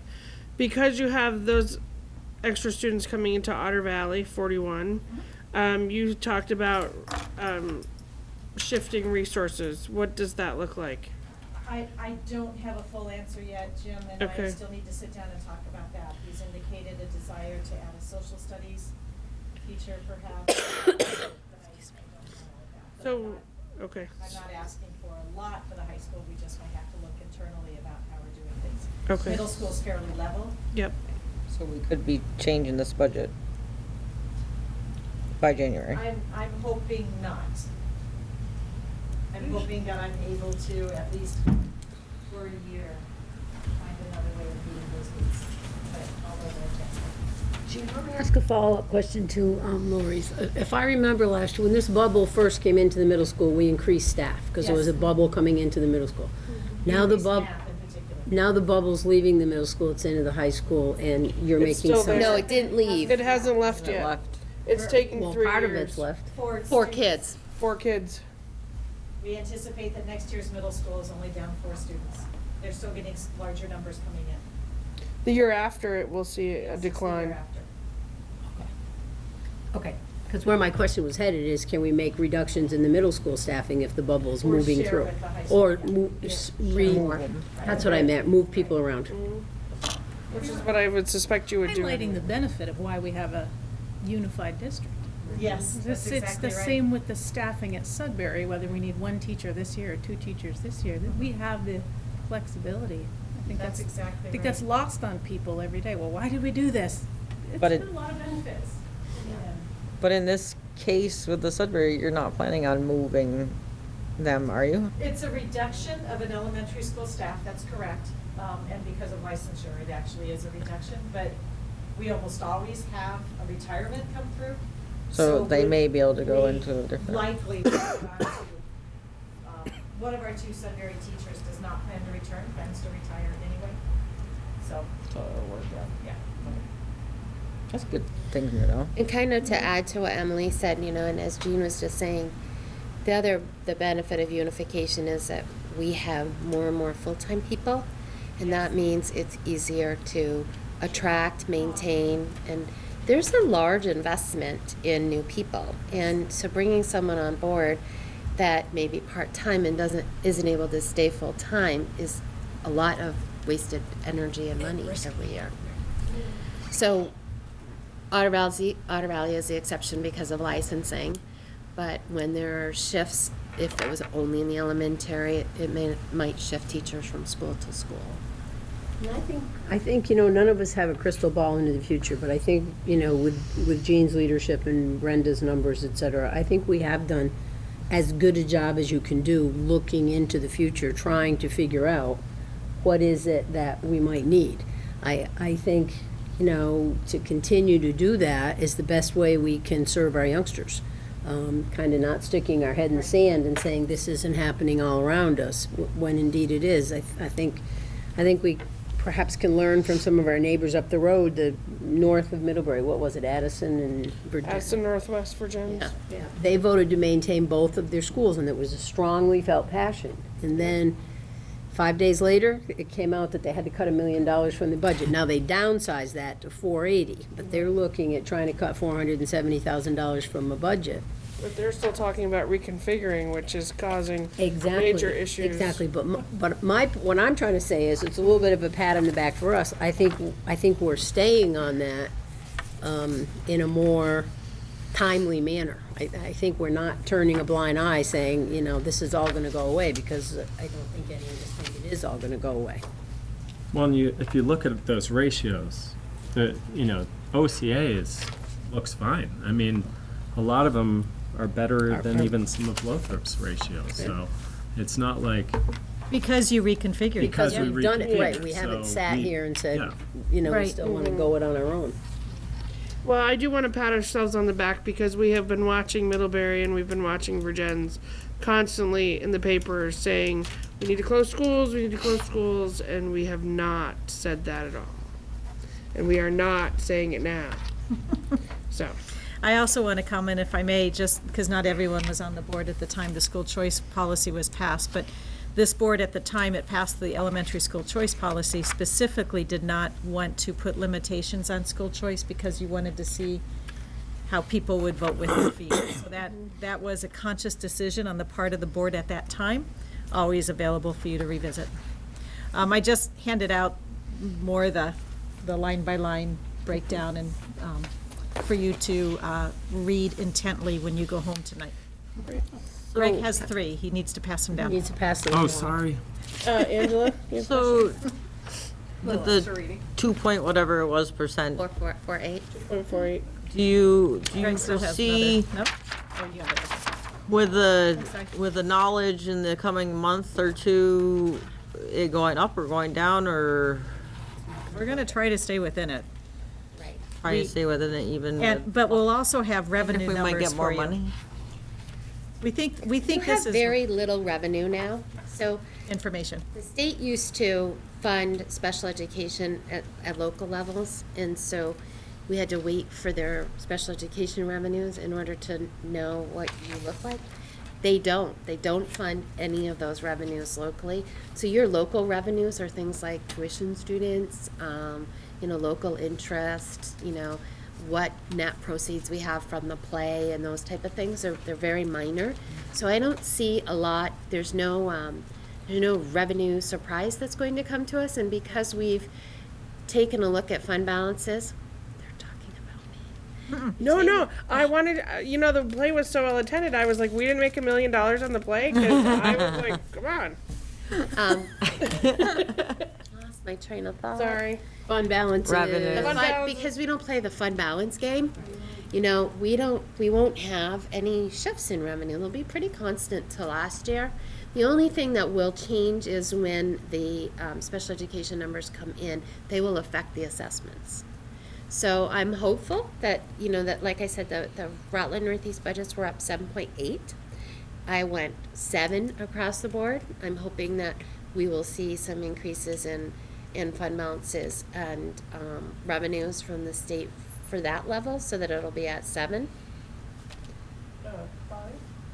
Brenda, when does the new special ed funding mechanism kick in? Is that That's a gonna- good question. Is it gonna be this budget that we're talking about, or No, it was delayed, we're good for a year? at least. Because no one anticipates that's gonna be good news. I'm not, For us, when we we looked might at be it okay. preliminarily, we were not afraid. Yeah. I would think so. You're right. High spending districts will struggle more with it. Well, it's not this year anyway, so that's, Missing waiting study. Yeah, it's delayed a month. Yeah. So that's just gonna go into the cauldron and not figure. January 4th is when they'll be coming to the 173 committee that I'm on. The j- I So don't it's the- think anything's gonna happen the first year, but So part of the new Act 173 funding mechanism was to look at how we service students that are at risk, both special education and other students. And the intent is to service more and do less bureaucracy. That was the goal. They've modeled out what it might look like. The idea was the legislature wouldn't save money, we would just invest it better in students and student outcomes. Part of that was a weighted study to look at that the legislature apportioned money for. UVM did it to look at poverty and other measures that might cause high spending special education, so that when they figure out our block grant, not ours personally, but as a whole state, and they figure out the block grants, they would consider certain weighting factors. It was due out, I think, in November, but it was delayed a month. So I know it's going to the legislature before it comes to the committee that I sit on. which is January 4th. So I'm not sure when it's going to the legislature, but it's going to the legislature before January 4th. But there is no legislature before January But 4th. the legislative committee, it's the report is. Yeah, and then I'll ask mine. Go ahead. I know this is Jean's decision, but I'm gonna borrow Lori's line, say I'm gonna ask it anyways. Okay. Could we just look at the notion of second language? Because I'm pretty sure Yep. the research still supports, if you can only do it in a couple grades, start young, not old. So I guess my thought would be, could we at least look at, instead of doing it 5, 6, doing it K1 or 1, 2? We can. So the reason I didn't do that is because if we were gonna move to a K1 or a K1-2, you still need 2 teachers to do it well.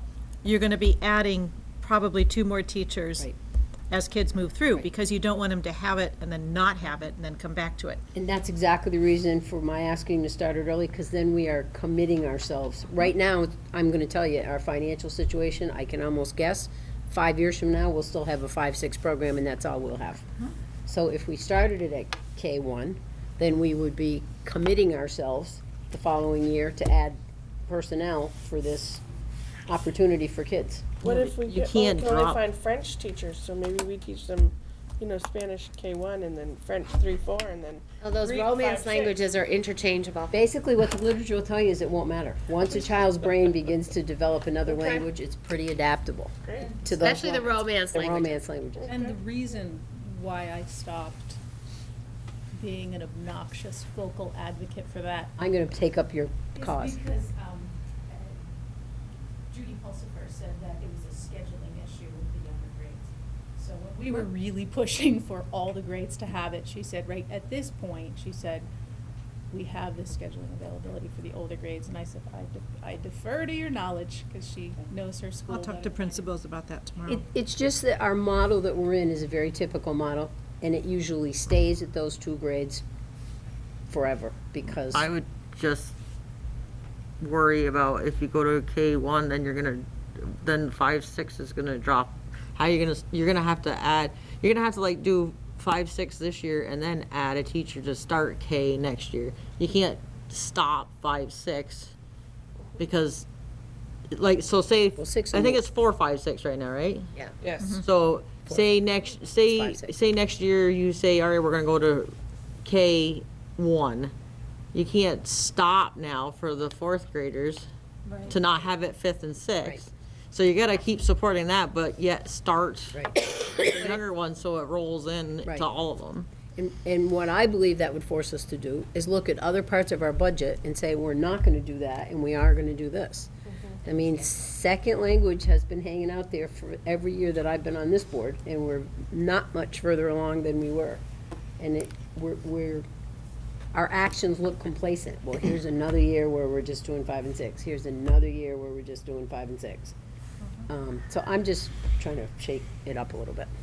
I And think we you know should- that You're absolutely right, but we need to be continuous. If we're going to start down this path, we ought to go down this path. And I think it would, and I'm not gonna bring up things, but there's a number of things I'd like to see in this budget that aren't gonna get in this budget, period. So I'm not even gonna bring them up. But I think if we start with second language, then we are putting pressure on ourselves to say, why are we continuing this? Why are we continuing that? Why are we continuing this? Why aren't we freeing up money here to do that? It seems like these good things that we want, opportunities we want our youngsters to have, we only make available to them if it's financially convenient, if something frees itself up somewhere. And I'm just suggesting we do a little more kick in the box. because it goes to, we know that learning a foreign language increases English language proficiency, which is a big priority for us. It also helps global awareness, empathy. I'm with you. I'd love to have, all the grades twice a week, minimum. Greg? So what's stopping us from doing it right now? Money. Money, I would guess. What's Well- gonna stop us from doing it at another point? Money. No, because I think yes, have a yes, but the plan. second half of that answer would be. Uh-oh, we're going if- off the rails. No, I just gotta say this quick. If we did it K1 and we maintained what would be 5, 6 this year, if we did it K1, we'd all sit around this table and say, now we have to add grade 2 Next year. next year. Maybe a teacher each year. So rather then than we would be all looking at at parts of our budget and say, okay, we have to have this teacher for grade 2. I can bring you a model of what it would look like. Where are we not gonna spend money? I mean, there's probably a lot of money in there. It's just, that makes it Really? sound like we're not doing something right now. That's all I'm trying to say. I'm saying, if you're trying to have us be under the threat, like, and No. then we'll find it, well, why can't we find it now then? I'd love if we I could would- find it now. I would Well, suggest. maybe there is none to find now, which I bet Jean agrees with me. So my question is, why not make the investment? So here's the question. So are you saying put it in now? Yes. Well, I'd agree oh. completely. They're not I'd listening agree to me. completely with that. They're spending money, Lori, All right. I I'm know. not, I'm I'm just. gonna be good. No. $80,000. which is Okay, about let's half a put it in. percent. Which is Half what a a penny. percent? Point. I'm not, I'm just saying, what is the difference from now and later? That's all I'm So saying. what would happen if we said, right now we do 4, 5, and 6. But what would happen if we just did 5th and 6th next year? Because that doesn't affect anybody coming in. It's That's what I'm you know. proposing, is that you do 5 and 6 next year with 2 teachers, so they Okay. get it twice a week. All right, so just 5th and 6th next year. Okay, Except that's the worst place to. that's not the point. So if I may, this is what I'm Okay. hearing, and I recommend I bring you a model after I talk to the principals. bring all this stuff. But what I'm hearing, and I Sure you do. agree That's with my job. whomever said it over here, you're already doing 5, 6. So one method is you stop doing 5, 6 and take those 2 teachers for K1, 2. And then, but you've stopped doing 5, 6 and you're forcing, but I also heard the idea you keep the 5, 6 and add add another K. teacher to do K or K1, And then depending the on what next I. year you do 6, if you can, maybe if we can And still I do would, 5, 6 I would grade. go with option 2, not option 1, because we've Okay. we've Yeah, already I don't done think we that. should stop 5, 6. Yeah, So let's That see sounds what like a plan. let's see what that looks like. I'll tell you what that looks like. Okay. So, and my last question is as far as your budget is concerned, because the health care commission is due back December 15th, have you taken that into account as Yes. to what budget they will, or what plan what- they'll take? We know that the first 6 months of next fiscal year will be status quo. Okay. So we don't know what the second 6 months are. Although the 2 proposals We can indicate that assume. there won't be much 2 change. proposals are in line to what we've budgeted. Brenda, I'm Okay. sorry, just to clarify, first 6 months of the calendar year, not the school year. Right, correct. First January 6 to months June. of our fiscal year. July to So December. it is July to Be the December. same, because the commission, and from here forward, health insurance will only change on a calendar year. Right. So regardless of the fact that we're a fiscal year employer, so we'll always have that weirdness. So those first 6 months are status quo, and then it's gonna kick in January, what it, Right, and what we've put into the budget, we don't know what December 15th report is gonna say, but what we'll put in the budget is very much in line with both of them. They were actually really not that far apart. thank you. Great. Any other questions for Brenda or Jean regarding this first review of the budget, other than Spanish? You're welcome. I don't intend to bring new information next week. I might have Spanish, but in January we'll have new information in a whole lot more detail. Sounds like a plan. It's not a huge dollar amount, but what's the big increase in Neshabe under purchase services?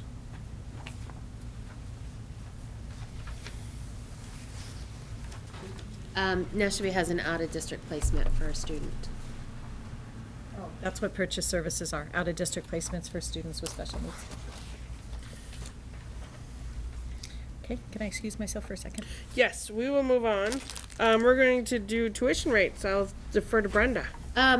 So, that's okay, I can divide without you. I don't know, they're pretty Oh, small boy, I don't numbers. know. You That's a don't do small well number. with No, small these are numbers. big numbers. Or maybe I can't. So we need to set tuition rates while she's crunching numbers over there. We need to set tuition rates. Pre-K tuition rates are set by statute, so we do not change that. We will need motions. That's what I'm looking for. K6 grade tuition will be set at a number that Brenda's about to tell us. And then 7th through 12th grade tuition to be set at another number that Brenda's set to tell us. So based on this, and so let me just remind you that it does not have to be an exact science, because the law has a mechanism to true up based on what we really spend. We do not also have a lot of tuition students coming into our district. We have 1 or 2 elementary school students. We have a handful of the preschool students, which is set by statute. And we have a handful of high school students from Barstow, so we true up anyways. So kind of looking at this budget and taking out the things that aren't eligible for tuition and so on and so forth, I would find and recommend that you look at just because you're going to ask me this, currently you have set a K-6 tuition in this year at $14,850, because as you saw, the shift is moving to the high school. If we looked at it that finitely, I would say that should be a tuition rate of $15,300 next year. And then currently your high school tuition is $15,400, and I would recommend $14,500. Or And that one go down? that one will go down, because that bubble, 37 more students have come into that denominator. Or you can set a combined one of 14,500, Or K through 12. K through 12. What's your pleasure? Someone needs to make a motion. 500. A combined would be easier for your numbers, right? I love Yeah. keep it simple. Yeah. So you making that motion? 14.5 So moved. I universal? was wondering what the benefit would be to doing it one Okay. way or the other way, so it sounds like. So what the tuition is, that's how much I charge the 2 people that come in. The state requires me to then look at how much we really spent versus how many kids we really serviced. And if we are within 3%, we're all good. If we are off by more than 3%, either direction, either that district pays us more or we refund them. So there's a true-up mechanism that it's not that big of a deal for us. The benefit of it is for the districts that are sending in, Barstow would like to know, because they are bringing in 6 kids, they would like to know kind of what you're doing, but there's no real risk. So there's no risk. There's no risk risk either here. way. Unless 30 kids wanted to come to middle school, we'd lose out on some money. No, 'cause you she wouldn't, because I get to get it back. She gets No, to but get it it back. wouldn't Oh. be set at 15,300, it'd be set at 14,500. Exactly, exactly. That would be the only risk, That but would I be don't the think only that's gonna risk. be the I don't think that's gonna I happen. don't. So That would be a great problem to have. I don't have a 30 strong- kids. All right. So I heard a motion over here from Angela. Somebody want to second her Second. motion? Okay. Any other discussion regarding tuition rates? Hearing none. All those that approve that the OVUU board move to set both the K through 12 tuition rate at $14,500 for the 2021 school year, please signify by saying aye. Aye. All those opposed? Abstaining? Tuition rate set. Thank So you we have very a much. combined tuition rate. Yep, 14.5. Okay, Capital expenditure is not in those numbers. No, Okay, thank you. special ed, transportation, food service, Construction. capital debt, construction, I mean. That's it. Just your basic education. Transportation's not in there either, is it? Brenda, you're set. Thank you very much. Oh, you're not? I'm here looking for money. oh, okay, so since we would like you to be able to go home, let's go ahead and do the And stop front spreading entrance. germs. I know, right? Yeah, You don't right? sound sick. So let's go ahead, before we move on to our policy CE, let's do the OVUHS front entrance. Right.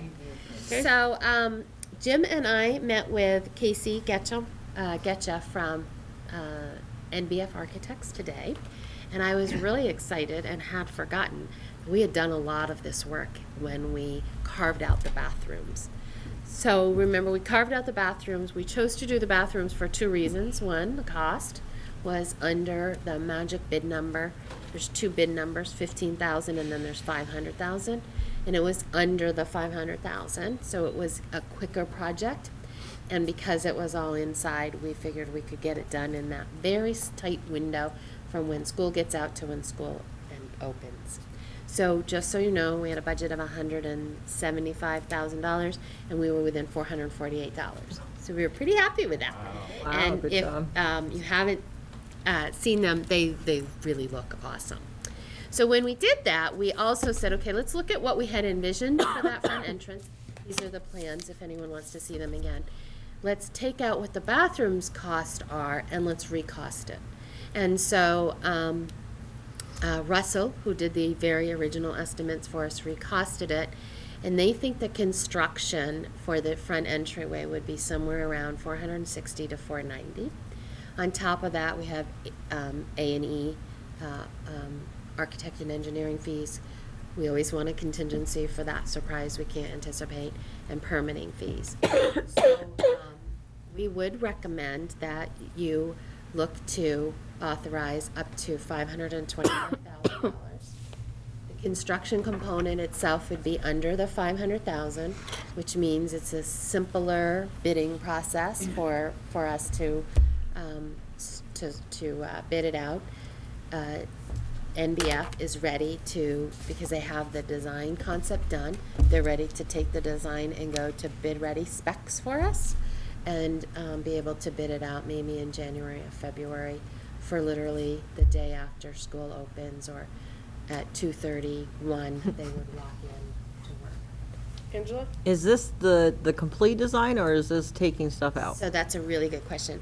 So it is, we talked about that today. What we would like to do is two alternatives.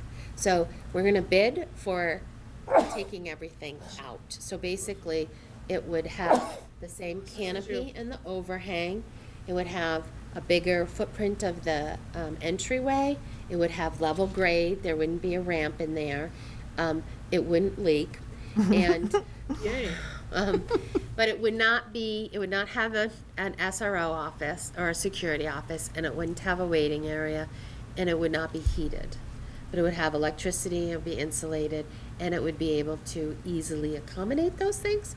So what she recommended today, and Jim and I both felt was a great idea, is that's what we will do for bid-ready specs. But we will ask for an alternative to add that security office and to add heat to the entryway. Later on, or Hoping that maybe Okay. the numbers are better than what What we we think they expected. can be. And if they're not, then we have that number for future. But And one piece of information as well is that the Brandon Police have identified a school resource officer that we expect to be starting in January. We just got that word this week. Wow. So Thank you. we will be having an SRO once again. Also so built into the I budget. have the same plans. If anyone wants to see them, I can leave them here. You've seen them all before, but I was excited to know we had gone that far. So the last time we spoke about this was at the end of the year last year, because we had wanted to go ahead and do the whole thing, because we had that much money left You over want to know how much money we have? from, well, There was 1 point, you told me It today, was- it was- 1.1 million? right, it was quite close. We were putting almost into the, our reserve fund about what we needed to do Yeah. the whole project out there. You are right. So As a therefore, complete, right? As a complete, not the, Right, that's not right. the So- whole. so and we've used, so we've used That's a good way to say it. $175,000 of that money to do the bathrooms. So now the balance is and we had said 720, I think, was the total to do the whole project. So it sounds like we have more than enough money to go ahead and just take do. this out of our reserves. Yeah. So I just need someone to make a motion. Yeah. Just I- confirm Well, those we numbers. make a motion. I need a motion first. So moved. Okay. Second. Okay. So question, Bonnie. But can I clarify? I don't know what that motion is, because are you clarifying that you want, or is the motion that you want the complete project done, or what she's offering? I'm saying that we authorize $525,000 and to do what she's What we talking can. about. Right, what we can. So then my question's gonna be funny since I made the motion. Okay. I did not follow the front entryway project as closely as perhaps I should have, but just conceptually in my mind, it seems silly to me to spend, what is it, 500 what? 525. To spend 525 and not do the security piece. That makes no sense to me whatsoever. And that's what we're hoping. So let me tell you a couple Well, of things wait, that are. this- So just to so I'm clear, clarify, I'm not though, saying we don't the do that. security piece is in there, all that's taken The out is an office. office. Right. No, The the security secure, I know, but I just want to clarify, the security piece is in Right, there. but the office We're is not taken. taking out a security Right. piece. It's just simply an office. Right, but what I'm saying is to spend that much money and not have the security office just doesn't Out make there. sense. So if I But may you can also put that clarify, in. I understand that. Brenda, on this proposal, does somebody walk into the office? Are we directing people into the office? Yes. Okay. Yes. Security part's still there. I just want to make that Yeah, very clear. And I'm sure she's going to be able to show But us. also, well, I will also mention that I've read lots of things where it doesn't make any sense for the SRO's office to be in the front of the building where everybody knows where he is or she is. So, We also never expect the SRO to just be Yeah, there. it's- right, well, that's true, but it's the idea that So as Jean said, that's all done, that will not change. That'll get relocated in the construction, that won't change. The middle doors that are there will stay there because that's the best way to move people in and out when there are big events. But they will be closed and locked after school is open and before school closes. And then people will funnel through right directly into the office. Right now, it's a full glass wall. It will funnel through into there, directly into the office. The building, the structure big enough to account for these other spaces, you may be absolutely right. The incremental cost of adding the extra spaces and putting heat out there, that's what we're hoping, is that it would be so inconsequential that we would be able to cover it. The most cost-effective time to do it is right now. Always, the most cost-effective time to do it is to do everything at While they're once. there. A couple of things to keep in mind, though, is our timing. And if the project is a construction cost in excess of $500,000, it opens up another bidding process that might mean we can't get it done in the summertime because it takes 90 days to do that bidding process.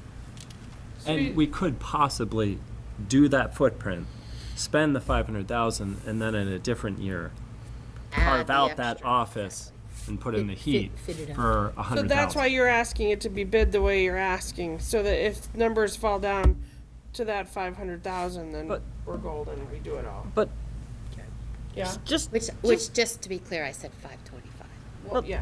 this time last year, we were thinking about doing this project and then some. And we said that we could be ready by summer. So why can't we still be ready by summer? This time last year, Yeah. This time last year, we were going through this whole thing and we kicked it to the curb.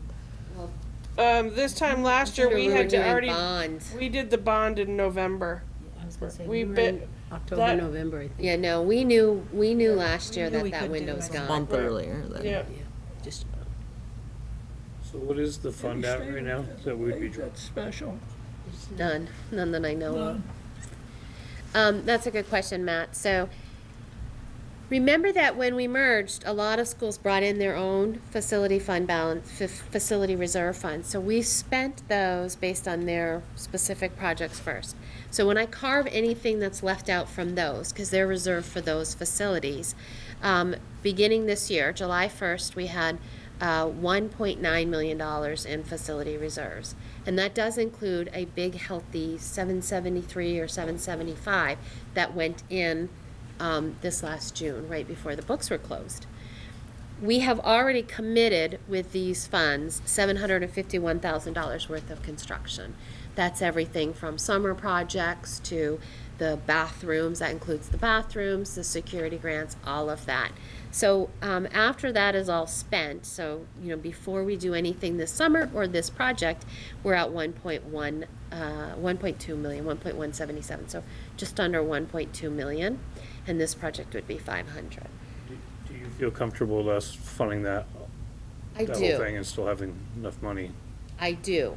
I think we have done a good job, and I feel confident that we have, as I look at our facility operating plans every year, which I do through the budget process with the facility managers, I'm looking at a lot of deferred maintenance that was like this, kind of coming like this. And so I'm feeling good about the shape in all of our facilities. A lot of the bones of the facilities are really strong. You know, the roofs, the boilers, those type of things are really strong. Leicester has some roof issues that I'm monitoring and we're concerned a little bit about, but generally we're feeling good. How much of that 1.2 million is an Otter Valley High School specific reserve fund? Such a great question. A good chunk of it. 92,000, thank you. 92,000. And the rest is from the other outlying schools? No, the rest No, is the from rest is the from our district. general one. Oh, I got From it, the yeah, yeah, district. yeah. I carved those out I so got that it. I would never accidentally spend them. So the one. So almost 100,000 is already Go- ours no, anyway. That's right. So Or- go ahead, Greg. I just wanted to kind of piggyback off what you were saying, just to clarify, and I could be wrong, but I feel like over the last couple of years, we just had a major facilities audit and compiled a list of things, put them in an order, and then tackled a bunch of those things. And have a So timeline, yeah. we should feel pretty comfortable with where we are with the facilities throughout the district, since we just went through all of those things. And this really is the biggest eyesore in our Yeah. district. It has, yeah, And it's multiple way, fronts. and it's way It has overdue. way exceeded its useful life. I will tell you, the one school that is still pretty high on the deferred maintenance is Lothrop. And, you know, there's some issues there in regards to the grounds and the sidewalks are, you know, rising and settling and, you know, those type of things. But it is, again, it is a solid slate roofed brick building. And they have a beautiful front entrance now. Yeah. Slate and brick, yep, Yes, Leighton Brick. that's good. And a very good boiler. It's gonna be good till it's good, and then it'll Yep. be bad. Sorry, this was, I don't think that's a reason to not do this project. Is there a motion? Yeah, there is a Yep, motion. you made the That's motion, what I so. thought. I just wanna be sure. I'm like, did we say this already? So is there any other questions regarding this particular project? Hearing none, all those in favor of approving 500? Can we just read back what the motion is, please? That's why I asked, because I don't want to vote on something that I don't I have don't a clue count. what it is. Yep. The motion was to approve, what is it, 525? Up to. Up to Up to 525,000 for the 525,000. purposes of renovating the front For- entrance of Otter The Otter Valley. Valley Union High School. Upgrading, Upgrading. upgrading the front Not entrance of, upgrading it, we're you, oh, renovating we are Well, we are upgrading that baby. Renovating. We're We're We're renovating. making it bigger, we're making Taking it, it out. yeah, we're going energy Improving. efficient, absolutely. Improving. You know, We're gonna go energy efficient because we're not gonna put heat in it. can we, Is What? that an okay verb, improving? It's not Sure. upgrading or renovating. I'm not wordsmithing it, I'm Can not we the add- bookstore person. That's fine. can we add to, with the option of filling, I don't know how you want to wordsmith it, but with the option of, doing a complete job rather than just the 525? Well, I She think- doesn't no, want it. I don't No, think I doesn't just, want it to go not, over that. I wanna put it, the motion in to say that we are gonna get those bids, or those quotes, I guess, or those Well, she would bring it options. back to us, that she would have to bring it back to us anyway. Yeah, I don't know that you have to go that specific. Yeah, Yeah, she already said she's bringing us back I plans. will bring right, So, yeah, so yeah. right now. I we're promise just- I'll do that for Okay, you. thank you. That has to be bid in any case. Yeah. Absolutely, absolutely. So the difference between 15,000 and 499,999 is you have to advertise, you have to do walkthroughs, you have bid read specs, you get bids, but you check references and you choose the bid that's most responsible. Once you hit that 500,000, you have to pre-qualify bidders, which is a huge process. And what you're saying, really, you're doing all that work up front. And so what you're saying is, whatever they come in at, we're going with the lowest bid. We don't take personal history, we don't take their timeline into play, we don't take any of those other things that might make our decision different. Well, Yeah. that's- But the other thing is, you would come back to us and say, hey, this is where we're at, we need to X, Y, and Z. Yeah. Angela? Just, one of my worries is that we go into, and not that I don't agree with moving forward, but I just worry, and I want to keep it on everybody's forefront, that I really don't want to see the entrance being put in and then it ended up empty for years to come, because then it's gonna, then to the Put town Spanish is, teachers. what's that? So we'll put Spanish teachers. Yeah, but to That's our funny. taxpayers, it's gonna be like, why did you build this and have it completely empty? So, Do just. you mean like if we do an enhanced middle school? Or do you mean like? No, when I'm you saying, just you're couches saying, and you're stuff like just that? gonna put you're just gonna put the entrance shell? in, the shell, and we're not gonna put offices in, we're not gonna do all that, or heat, because we don't wanna move to that extent at this We point. could go to Hope and get some So it's gonna couches. be pretty darn scarce out there on the entryway. You'll have people moving through the office, but it's gonna be a big open space of with no heat. I have a feeling we're gonna be able to 100% get heat there. confidence I that have a feeling we're gonna be able I to hope get so. heat. that even if it's open, you know, those beautiful verdi green marble benches. Exactly. I That would think be there's great. a way There's a way we to- can move those in there so that there is very attractive seating and it. I was gonna say, just don't make it ugly. Yeah. NBF has never designed something that you look at and go, oh, Exactly. this is ugly. They just never have. No, so I think that what she's really doing is just making sure that, you know, with the bid process, she's just covering all of her bases and being cautious. I agree. and whatnot. 525. So, are we all set now? Yes? Yeah. Okay, so all those that approve the motion of approving up to $525,000 out of our reserve funds to improve the Otter Valley entrance, please signify by saying aye. Aye. All those opposed? Abstaining? We're gonna have a new front entrance. Okay, Thank you. thank you. I have to go And call the thank you. architect. All right, thank you very much, Brenda. Thank you, Brenda. Okay, so next thing on our agenda is policy CE, the OVUU school class size and school viability guidelines. It is our second reading. We did table this from last meeting. So, Because you ran out of time, right, and we've kind of which run it out of kind time, of but feels we're, like now too. we're pretty close, so I'd really like to finish if we could, please. Cause I don't wanna table this for much longer.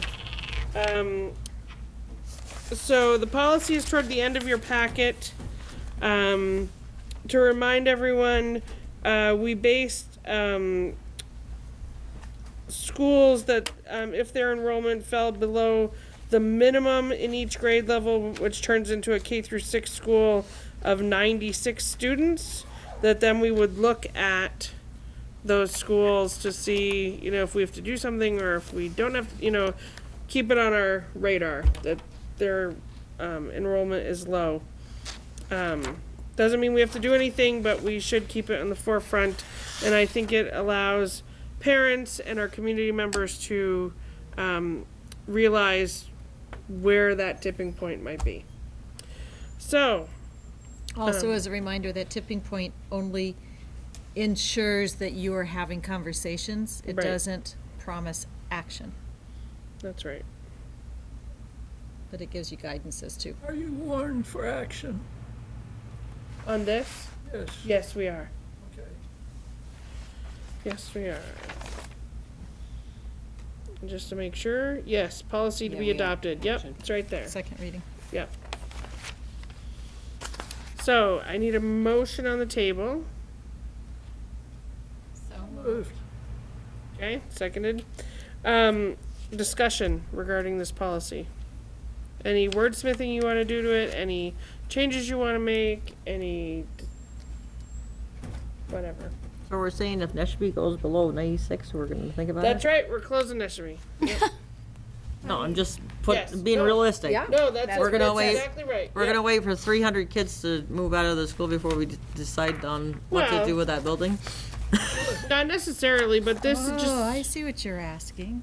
See, this does limit us. Who wants to wait until 96 kids are left in Neshby or Lothrop To have that. to have a discussion on what we're gonna do with those buildings? I see why we did it because of the smaller schools, but it doesn't So help this for the just bigger says that we schools. have to have the conversation at 96. It doesn't mean that we don't have a conversation prior to that. Right, I don't see anything in, it's the second page that it would cover. I don't Yep. see anything that says you couldn't talk about using a school differently regardless. as I read it, it doesn't say this is the only time that you would discuss closing a school.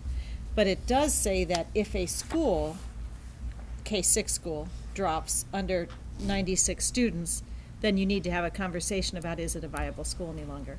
But I don't, it's a really good catch, really good question. I don't see that it limits what you can do with a I school. don't have it in front of I me. mean, like, if you made an right here. enhanced middle school and moved everybody to Neshabie and wanted to close everybody else, I don't think this limits you. I don't think so. either. Actually, the law gives you plenty of latitude on what you want to do. This, I think, was mainly for us to be able to provide to our community, saying that this is That you're when gonna we be will, thoughtful. that we're being thoughtful and we're thinking about, you know, if something like this happens, we'll have a discussion so that you know what's going on. Doesn't mean that we won't have a discussion in April about, you know, reconfiguring Neshabie. We're gonna close Neshabie and send all the kids to Lothrop and OCA. We could still do that. Not that we are. Sorry, I don't want that to get out there. You know, it's funny, because as soon as somebody brings something up, then you start reading it differently. This I'm not paragraph sure. kind of gets me saying that it's I'm, minimized. the school viability guidelines, the first sentence, now I'm not sure I know what that says. It says, based on a 3 consecutive year average, a K-6 school will be defined as a school with enrollment of at least 96 kids. So is Sudbury not a K-6 school? OCA is the consecutive school. years. OCA is the school. Otter OCA Creek is all Academy. three. So it's the two it's the two And right schools now- together. Yep. And do they have 96 kids together? Not do this year, not. but they did last year. And we did tell Russell Jones when he was here and asked Oh. about that we would not penalize them for prior years. That No, was- no, It's not- I don't want to get We're into, not getting I don't into want to that. get into the But politics. that's only 1 year. The point is that this is a 3-year because Have to wait you can 3 always have a years? blip. It's just a conversation. Just a conversation. Okay, I don't want to get into the politics of it. I'm just saying, I don't know what this sentence means. Based on a 3 consecutive year average, I know what that means, a K-6 school will be defined as a school with enrollment of at least 96 students. So what happens if you have 84 students? The Are you next not- paragraph tells you what happens.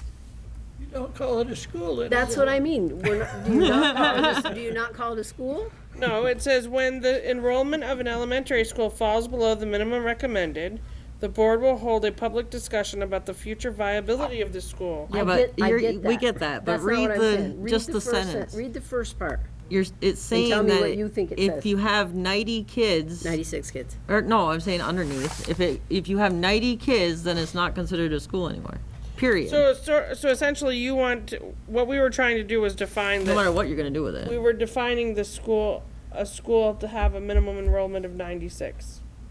We get that. That's what's considered a That's viable what we were school. hoping we would say. Yeah. Would it help if you called it a building instead of a school? Maybe. No, because our school has 2 buildings right now. So Oh, Why that's true. didn't I see this before? Multiple buildings. Do you see what I'm trying to say? It doesn't make sense. when you- Okay, so we're tired. All right, no, that's okay. So I think we need to table one more time so that we can really think about this and come back with some good Verbiage. verbiage there. Absolutely.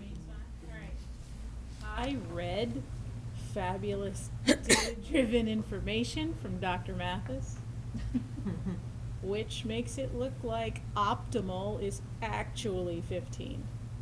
And that's not even our minimal. So I would like to see a minimal, at least 15. In every grade? Well, in this chart that we had, it's Right. 4, 6, and 7, 8. We have the minimal at 16. K3 and 9-12, we have it at 12 and 10. Well, 9-12, Yeah, high risk. I don't think even Dr. Mathis's data speaks about 9-12 needing to have 15, is that correct? Well, that we have down Madam at 10. Chair, I want to revoke my motion. So I just, if we're gonna have a minimal on 4 through 8, I would rather have a minimal of 15, which is technically optimal. Something to think about. Between now, Well, our class size guidelines is part of our class size don't we have a class size policy? That's what this is, so you Okay, can so change it. we've kind of adjusted, okay. You can change it. Do All you right. want this in January, or do you want this December 18th? No, January. January, Well, January. do you We might want be doing December budget. 18th? December 18th is going all the task 18th. force stuff, which this is Or this December is 11th? paramount of our paramount to task force. We probably have time enough to put it in that meeting. You want we don't? No, I I think think we it's probably just- have enough time to All do right, it in so that. Do then you we'll want, or do you want December 11th? no. No. It'd be No, better not December with the 18th. budget. I think put this with the. Yeah, with the task force stuff. All right, we'll put it December 18th. Okay. Next thing on our thing is superintendent evaluation survey reminder. Reminder, there's a survey out there. Please fill it out. So, again, the board member recruitment forum is going to be January 14th at 6 p.m. at central office. That is for anyone who is interested in one of our open seats, which are, we have 2 at-large positions open, we have a Lester seat open, and we have a Brandon seat open. So if you're interested in that and would like to come and see about what policy governance is about and what the board does, please put January 14th on your calendar for 6 p.m. Annual board work plan review. So I don't think we need to look at that. We'll look at it on the 18th. But please remember that we do have a special board meeting next week here at 6 o'clock for the special meeting on our budget. Invite all of your friends, community members, constituents. We'll go from there. So, anything else to come before this body? Before? Yeah. Before we move to adjourn. Anybody? Okay, are you making a motion? Yep. Awesome. Anyone want to second his motion? Sure. Okay, then we are adjourned at 8:17.